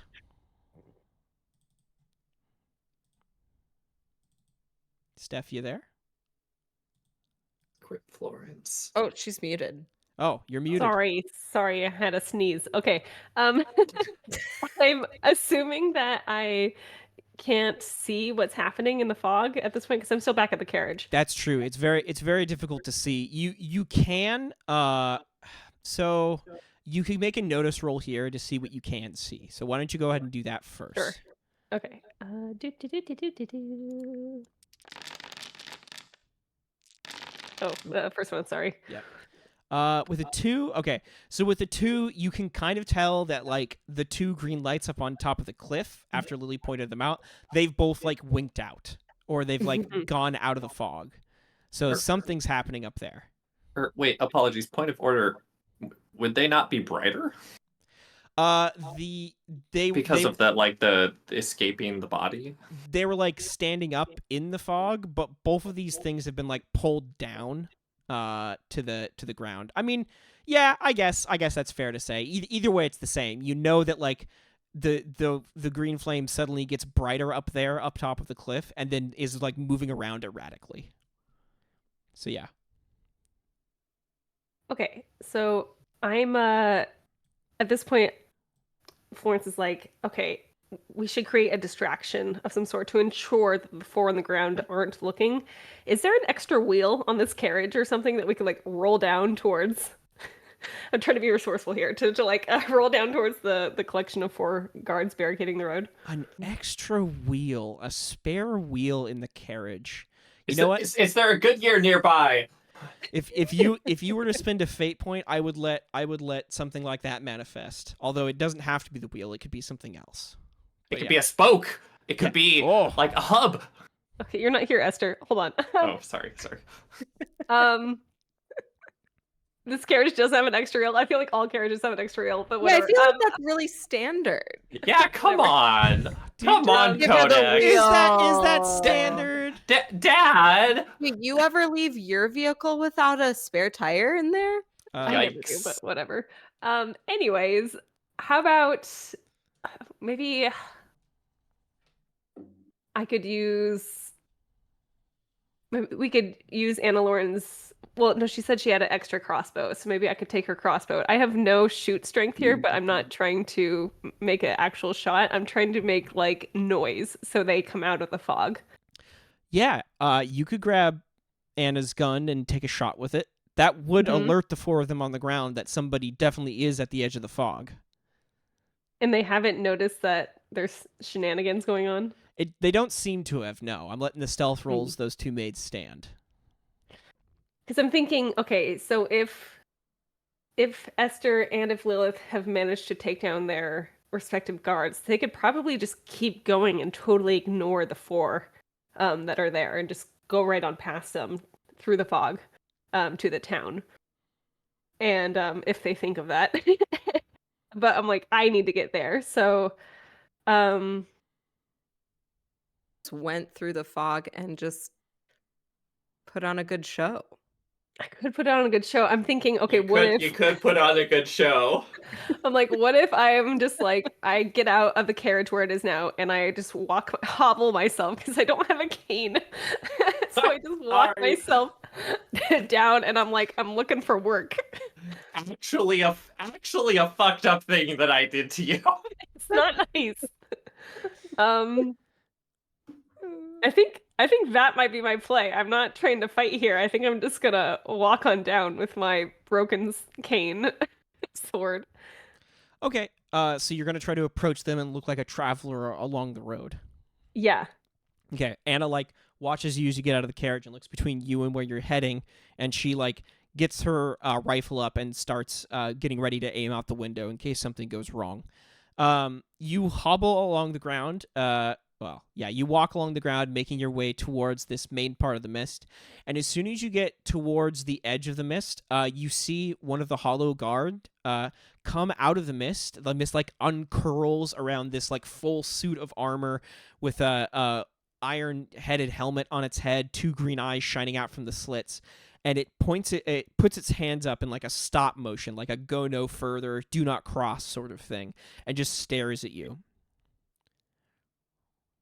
Hi, I'm is this the way to Cardian? It just stands there, and then another one comes out of the mist and makes the same gesture, like stop. It holds a hand out, palm up, and says, "Go back." It doesn't say that, but like, it's gesturing. They don't appear to register what you're saying.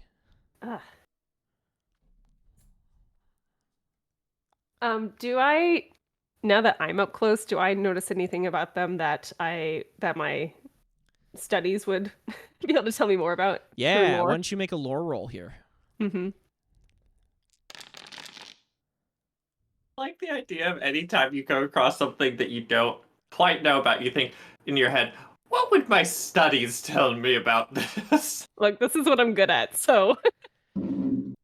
Yeah, actually, you kind of recognize what's going on here. So the city of Chandla has these special, like, verdant word spikes driven into the spires of the city to attract spirits to it.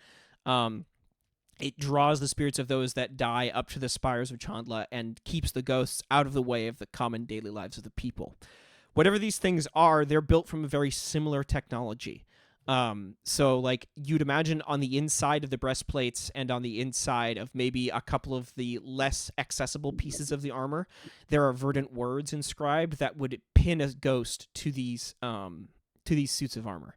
But this practice, this like ability to make these things has never existed before. You're only like formulating a theory of how this was done. Seeing it now, you're like, that's crazy. That's a crazy thing to be able to do. Very inventive. Okay. And they don't like register that I'm saying anything at all. No, to give you something useful here that you could use. How could you counteract this? You could try, if you had a way, to inscribe your own verdant words into a into like a similar medium, like metal. If you could chisel them into metal, you might be able to make a stronger magnet, so to speak, to draw the spirit out of these things, but that would take time. Right. No, they don't seem to be registering what you're saying at all. In fact, you're pretty sure with how this works, the technology is specifically designed to only make the ghost of the creature animate the armor and follow simple commands. It can't comprehend words. Great. I don't know what to do. I You know, this might just be a sit back and let the it young might. killer and the All frail, right, hold on, weak hold on. Okay. artist take on these two. I'm gonna keep talking to them, talking at them, and just being like, I'm looking for work, and someone told me, and I like pull out my like fake ID that I've got that came with the mask that I'm just making happen here, and I'm just like gonna keep talking and distracting them. As you do so, like the two others come out of the mist and they also hold up their hands to get you to stop. And as you keep talking, they all start like walking forward in unison, just slightly to try to like push you back away from the mist. And I very slowly keep backing up just a little bit. Yeah. Okay. It's their turn, or rather, it's the turn of the guards who are being attacked. Esther, this one wheels on you. With its one good hand and goes for your throat. It lunges for you, so it's going to make a physique roll opposed by your own. Okay. I hate that, but yeah. Oh man, I can't roll. Come on. Let's keep this going. Do I want to spend a fate point here? Yeah, I'll spend a fate point. I'm going to spend a fate point and tag their aspects single-minded protectors, and they're going to re-roll that. Wow. Wow. Okay. All right, so Amazing. we're currently tying, so they'll get a boost. Do you want to do anything, Esther? Can I instead use that invoke, aware of the hollow guards? Nah, that doesn't make sense. No, Whatever. that is only Lily's invoke. Goddamn. Okay. All right. Nah, I mean that's just how it is. Okay, so they'll gain a boost here. So it reaches forward with its hand, and you like stumble back, and it grabs onto the gauntlet you're wearing that was its own, and gives a yank to try to pull it off of you, but it's like on your hand, so it pulls you forward, and you're off balance. Which you can invoke. This game is harder to play online because of these aspects. I wish there was a better way to do this.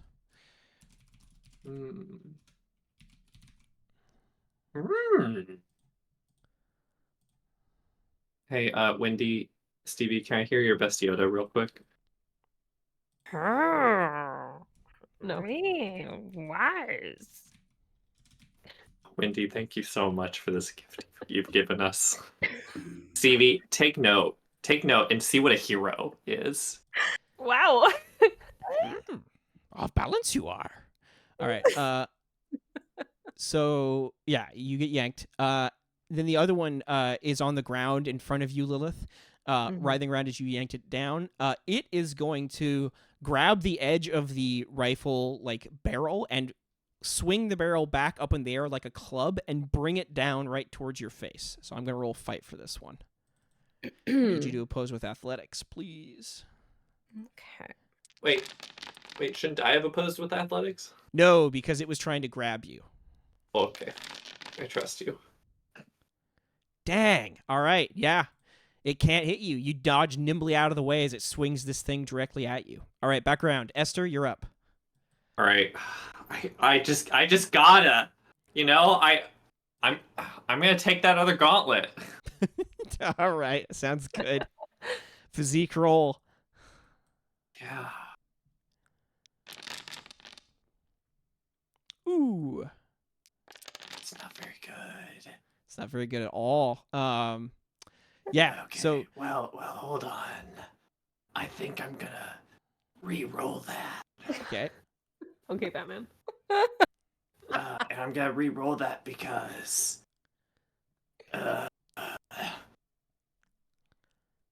shit, is it? I guess what's theirs is mine again. I guess. Yeah, I guess. Yeah. Okay. All right. Re-roll it.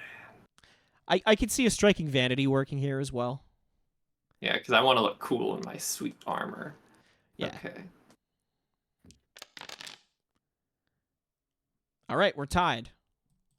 I'm going to use my free invoke of you being off balance.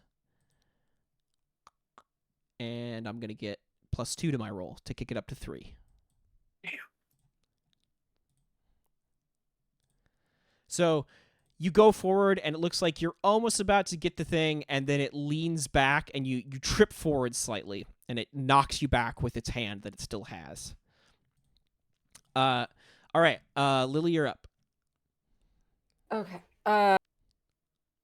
It's on the ground. It still has the gun in its hand, or Yeah, it still has the gun in hand. It just took a big swing at you with it like a club, and you jump back away from it. if I were to succeed with style, like use my invoke, could I grab the gun? Totally. Yeah. If you can, you can like go for the gun. You're like trying to damage it at the same time.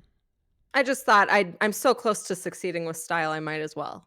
Like, so if you want to decide how that shakes out, but Oh no I guess This is a new set of rolls. That happened on its turn. So now it's your turn. So now you take like a different action. The 3v I the 5 can't is do that. gone. Yeah. Okay, then I maybe it'll succeed with style and defend. I actually need to look that up. yeah, I think I don't want him to have or them to have the gun. So I'm just debating because I don't have very much strength. So I want to, you know what? I'm going to point blank just shoot its hand. I want to like shoot the arm and like break the arm off and like That's grab holding the gun. Totally. Yeah. Okay, make that shoot roll. I'll make an athletics roll. Just give me 1 sec here. Yeah, I'll look that up later. You could do is you could try to take pieces of its armor and then put them on in some sort of I guess I did forget grim. that was, but I'm so close to it that my crossbow would potentially cause severe damage to its arm. Yeah, in fact, that's or exactly drop. what happens. It lunges forward. It like brings its arm back for another swing at you. You jump backward, line up the shot, and shoot the crossbow. And just as it like is bringing it down, you shoot the crossbow in such a way that it knocks the arm out of the joint and makes the gun butt swing down at too much of an arc, and it slams itself into its own chest. It's like, you hear this loud clang that rings out. The arm like skids across the grass of the upper cliff, and you watch as whatever's inside the thing, the green like ghost energy, just floods out and blows out like a flickering candle flame. It's gone. Nice work. Okay. The gun lies there on the grass if you want to pick it up. Okay. Florence, you're up. You're standing in front of 4 of these things. They're slowly marching you back. There's a loud clang that echoes off through the mist, and one of them kind of turns to like listen for it. What do you do? And then my grandma was talking to me about knitting the other day, and she's just like, Emma, dear, you just aren't, you're not very good, and you need to go learn from the people in this little town that's, off the beaten path from Chenla. And I just keep rambling on. Yeah. I'm just trying to get their attention. Cool. And I'm like almost, in my hands. Let's make this a deceive roll. Okay. They usually aren't vulnerable to these, but I think in this specific case, this makes sense. So go ahead. I'll roll their will to defend. Ooh, that wasn't very good. That was very good for me, though. So rude. Okay. Well, we got to re-roll that for sure.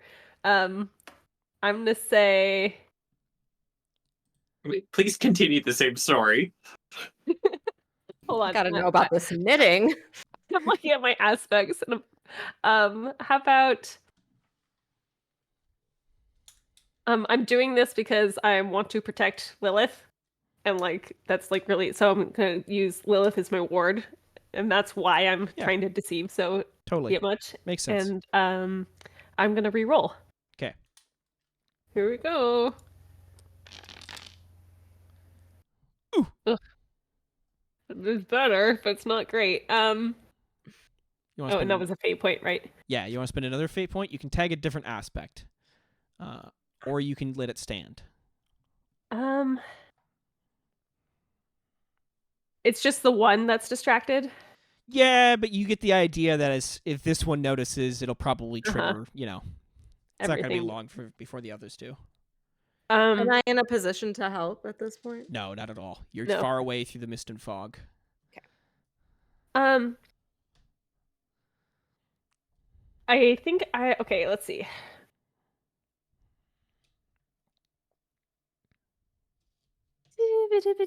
Um, let's see. I see the potential in people. I have death is the answer. I'm too old for this.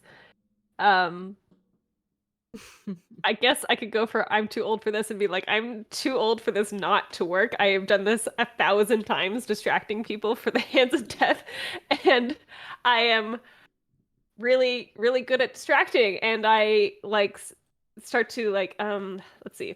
I'm just talking here. How about I like reach out and almost touch one of them? Like I get like in their personal space. Would that distract them enough? I mean, it would still be the same. We still have to resolve this action here, right? So, like, yeah, you Right. could say you're too old for this, I suppose, if you wanted to spend another fate point. Like, maybe you're too old for this to the point where, like, you're going to put yourself in danger, right? To Yeah. make this work. Yeah. Okay. So here we go. Here's another fate point, and I'm just gonna up the score. Okay. You're just gonna change it to 4, so it's a tie. Yeah. All right. Sounds good. So you get a boost. I'll give you an aspect here.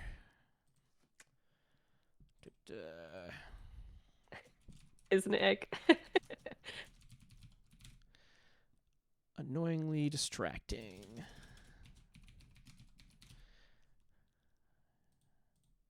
There you go. That kind of remains tied for now. So they're starting to notice what's going up on the cliff, but they haven't quite noticed yet. Okay, then we'll go to this final hollow guard against you, Esther. This time it's getting sick and tired of your games. It's just going to try to punch you square across the jaw.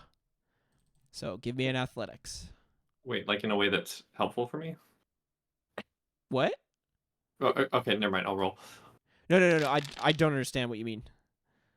Like one of those good jaw punches. I rolled a 3. Oh, okay. It gets a 5. What the heck? What? What kind of team members did I get put with? I mean, I think I'm just gonna get punched in the jaw. Sure. Yeah. So this is a 2-shift hit. You got to take a 2-shift physical stress. Obliterated. I did it. So it just reaches forward, it just socks you across the jaw. You like stumble back a bit, surprised. It's been a while since you felt pain, and it continues to advance upon you. Okay. Background at the top. Esther, you're up. This thing's coming at you, swinging wildly. You know what? This sucks. And I run. What? All right, you turn around and run. well, I run into the valley. Yeah, so like you run down from the cliff and like you want to run down from the cliff past the thing like into the other side. Mm-hmm. Okay. Are you gonna like take its gun or something? It's gonna shoot you. With what? With one hand? Maybe. I'm gonna say you gotta. Actually, hold on. Point of contention. Does it have its gun? Yeah. I suspect it just punched me, is what you said. Yeah, it does not have its gun. That got knocked free when you pulled its arm off. But it's lying in the grass. You could go for it. Absolutely not. I'm running. Okay. All right. I'm gonna say it's gonna try to block you. So roll athletics versus its physique. Oh, this sucks.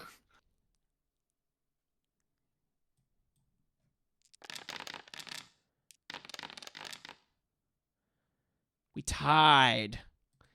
Want to boost this up at all, or? Oh, I'm out of fate points. Okay. In that case, you run forward and it like gets in your way. So like you slip by it, but it grabs onto your shirt collar, and then you slip just out of its grasp, and it's just right on your heels. So add a boost here to you. Cool.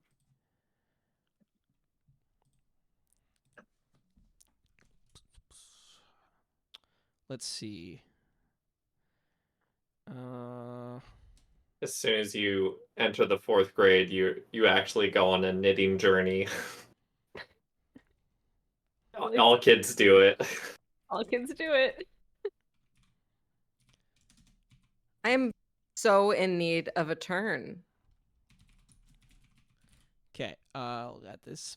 Please don't hate me for the aspect name. Okay, frightened fleeing.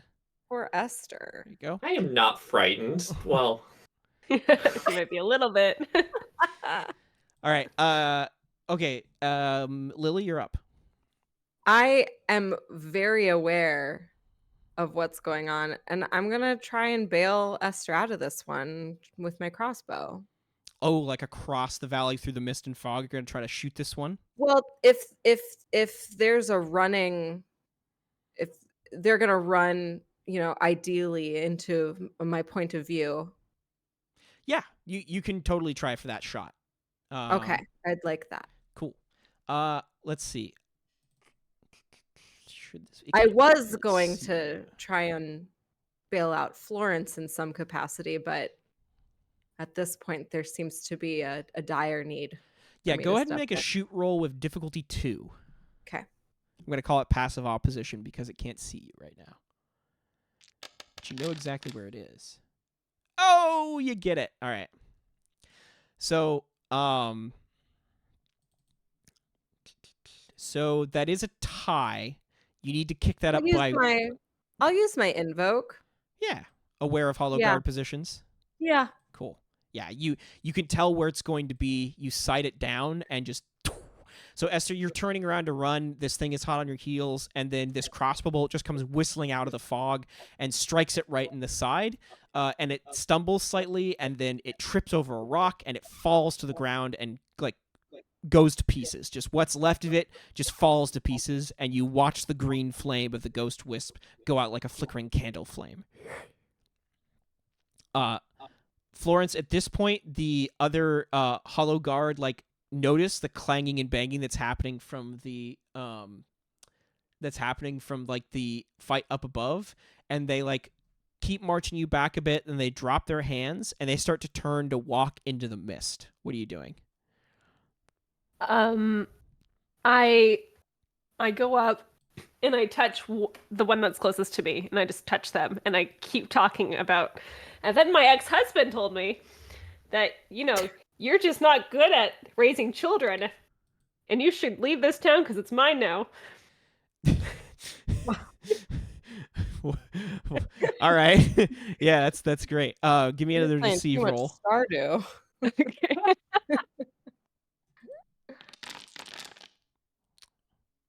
Hey, all right. Hey. A success. They stop, they turn around, and they seem to just be more focused on you. For some reason, you think you've made them identify you as the current threat here. Esther and Lilith, we're out of the conflict, so people can move as they please now. She's so awful that she'd be kicked out of town. So this is the one we need to be afraid of. Lilith, you can tell that there are 4 of them down near the center part of the valley, and you think you can faintly hear Florence's voice through the fog. Esther, you're just running down the slope, so you're going to be behind those 4. No, Okay. absolutely not. I went back and I started putting on the rest of that armor. Oh, okay, yeah. You start slipping it on. It's a full plate, so it'll take you a while to don it. Actually, it'll take a good 10 minutes to get all the straps and buckles in place. And as you're putting it on, you notice that there are definitely some odd runic letters carved into the back part of the breastplate, as well as into the foot and toes of some of the greaves. You're slipping those on. You don't quite know what they mean, but they're there. Who else is doing what? I guess. Go ahead. What are you doing? I'm just talking because I don't know that you 2 have taken care of the other 2. I've been hearing sounds, but I'm not I'm just trying to keep these 4 off of y'all, in a very pacifying manner. So I'm still talking about. Man, I mean, I'm definitely aware of what's happening, and I have to go back to you. Yeah. I don't. Could you shoot one of them? Yes, but then they'll come at me. Yeah, I guess. Yeah, sure. I have a gun too. So at this Fancy. point, Don't shoot me. um, yeah, I walk back into the mist until I have like a decent vision. Um, yeah, I think I want to use the gun. Just take a shot at one of them. Now, okay. This is going to be loud. It will definitely alert them all to your presence.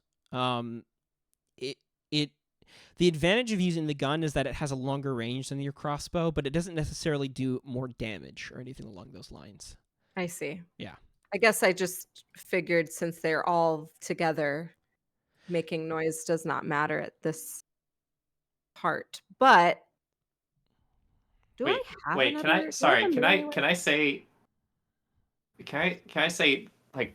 Can I flag you down to come over and help me? Yeah, so I've come down and I guess you were getting dressed, huh? Yeah. Can I? Can I flag So you we down got and be that. like, hey, Yeah, like, help me yeah. put this shit on? What? No, Esther needs us. No, no. It's okay. First off, I'm Esther. Florence, Second off, sorry. se- second off, the I I have a plan. Oh no, another one of your plans. Okay, What so I you? What do you mean? You just had us march in there. I got punched. turn around. I start bolting his crap together. I don't know what it's not bolting. They're crap. I help you get dressed in armor. That takes about 5 minutes with two people doing it. Esther, you're eventually fully donned in this armor. Okay, now what? Okay, now be cool. And from behind, I run up to the four guards who I guess are still being regaled. Yeah, they're focused on Florence, especially now that the noises have stopped. They're just standing there with their hands out, like stopping her from going forward. Like at this point, it's basically like Florence is talking to a traffic signal, 4 traffic signals.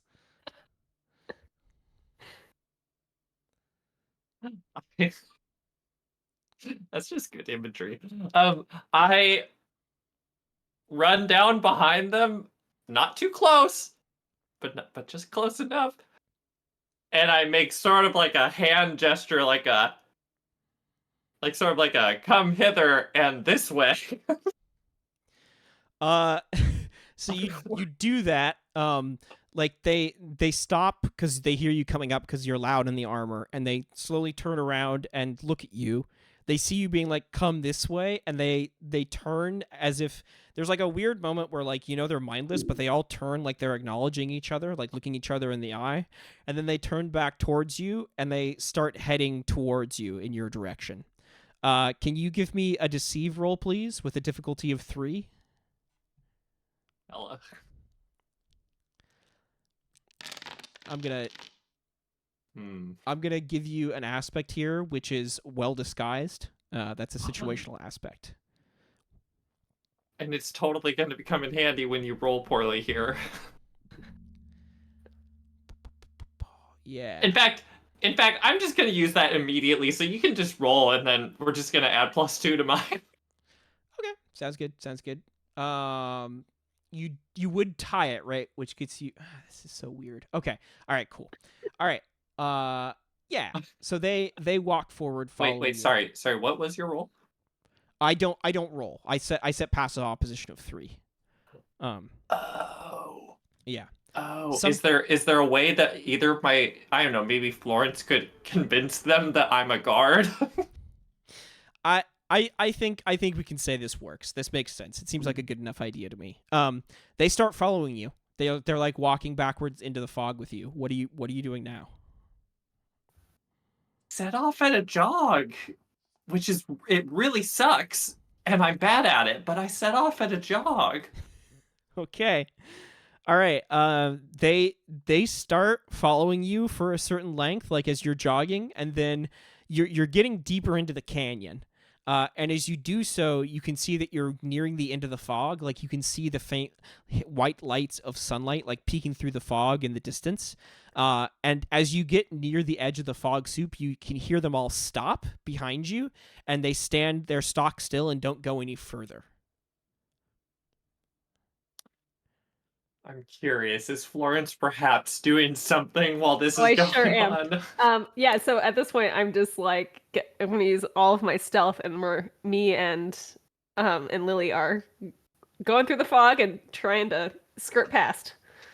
Okay. Is there any benefit to us grabbing the carriage? No. Or is Anna, she's good? You could just let Anna know you'll take it from here if you wanted to. I'll sign to her. Okay. She nods and instructs Mock, and you see Mock like hay up the horses, and the carriage pulls off to the left. And then she makes a sign back to you, Florence, that basically says we'll meet up later. You and Lily make your way through the fog, and with Ester distracting them, I think it's fair enough to say that you don't have to worry about them catching you. So you all head through the canyon, make your way up on the cliffs, avoiding Ester and their distraction of these guards, and come out of the fog into a pristine-looking rolling green hillside filled with thatch roof cottages and like plaster-built cottages with stone roofs.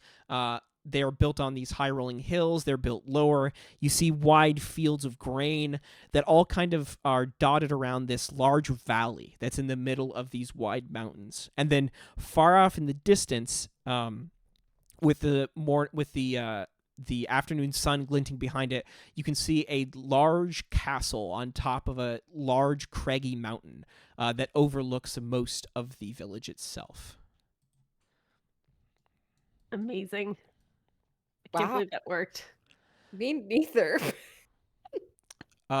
Esther, what are you doing? Because you're still stuck with these 4 things focused on you. What do you mean stuck? No, I give them sort of a double thumbs up, and I give a wave, and I walk away from them. Okay. Man. All right. Yeah, I don't think I can make it. I don't have any recourse here. Okay. Yeah, you do so. You stride off into the fog. They stare at you as you go, and you get the sense that whatever they were programmed to notice, whoever made these things did not account for somebody wearing the exact armor of the Hollow Guards. That was not included in the instructions. So they're just like, all right. And you cut your way out of the fog, and Florence and Lilith, you see Ester come stomping out of the fog in this full armor, looking out over the same scene I just described. Okay. That was awful. That was impressive. Nice work, team. You guys, yeah. I was waiting for you guys to just sneak through. Like, I thought that was going to be one stealth roll to get everybody through. Lily, never again do you get to make the plan against a small canyon of guards designed to kill us. God, it's hot. Oh, let's go get a drink. As you head down into town, Ester dressed in full Alagard armor and Lilith carrying a gun that belongs to one of the guards that watch over this area, you descend. And maybe presumably I take that gun. Yeah, couldn't I hide it under my cloak? It's too large to hide under your cloak. It's like a longer rifle. I couldn't have it on my back. You could, but like the barrel would poke out over your shoulder. So like it looked like you had some sort of like weird like tall long shoulder like poking up just above your hairline. Okay. Well, I definitely want to disguise it somehow. Wait, what? Child, I'm... Seriously, it's... Why are we doing this at noon? Gosh. Should you take gonna that overheat. armor off? No, it feels right somehow. I don't know. It's weird. You just Just- want to pose as a Hollow Knight this whole time? You're gonna be No. so buff at the end of this. I just give me that. I begrudgingly allow Esther to take the gun. That makes sense. All right, Esther, what do you do with the gun? I hold it. Yes, I see now. No, the GM is finally picking up on what you're thinking. All right, I got you. All right. Okay, so what's the deal?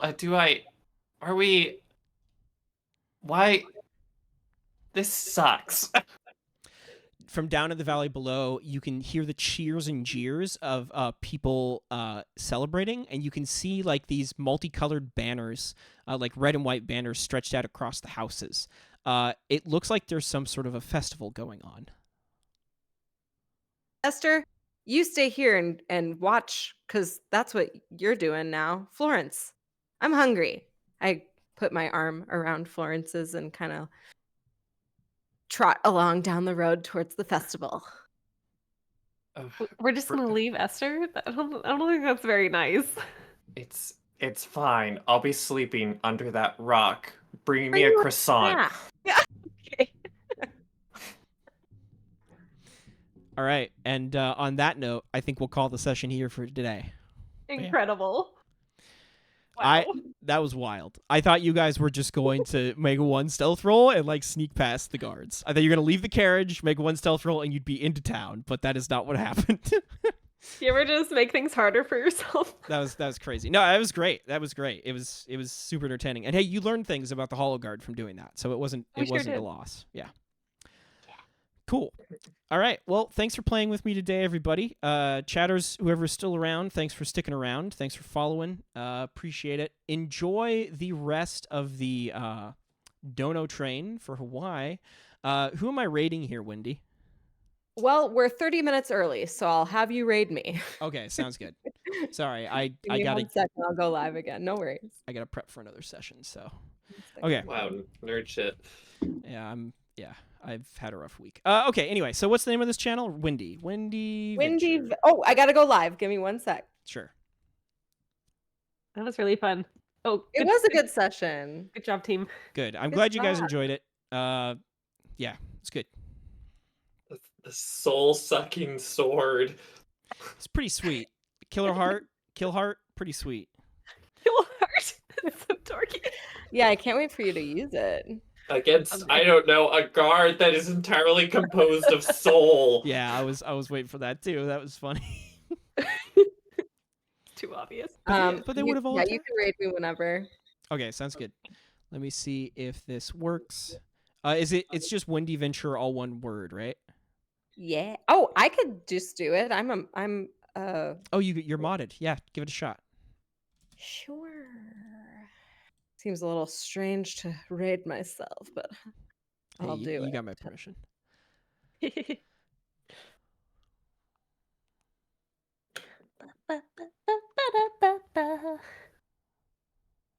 Did I do it?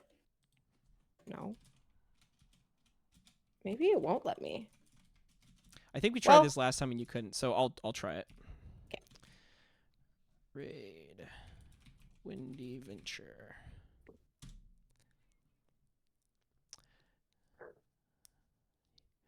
Head on back from whence you came.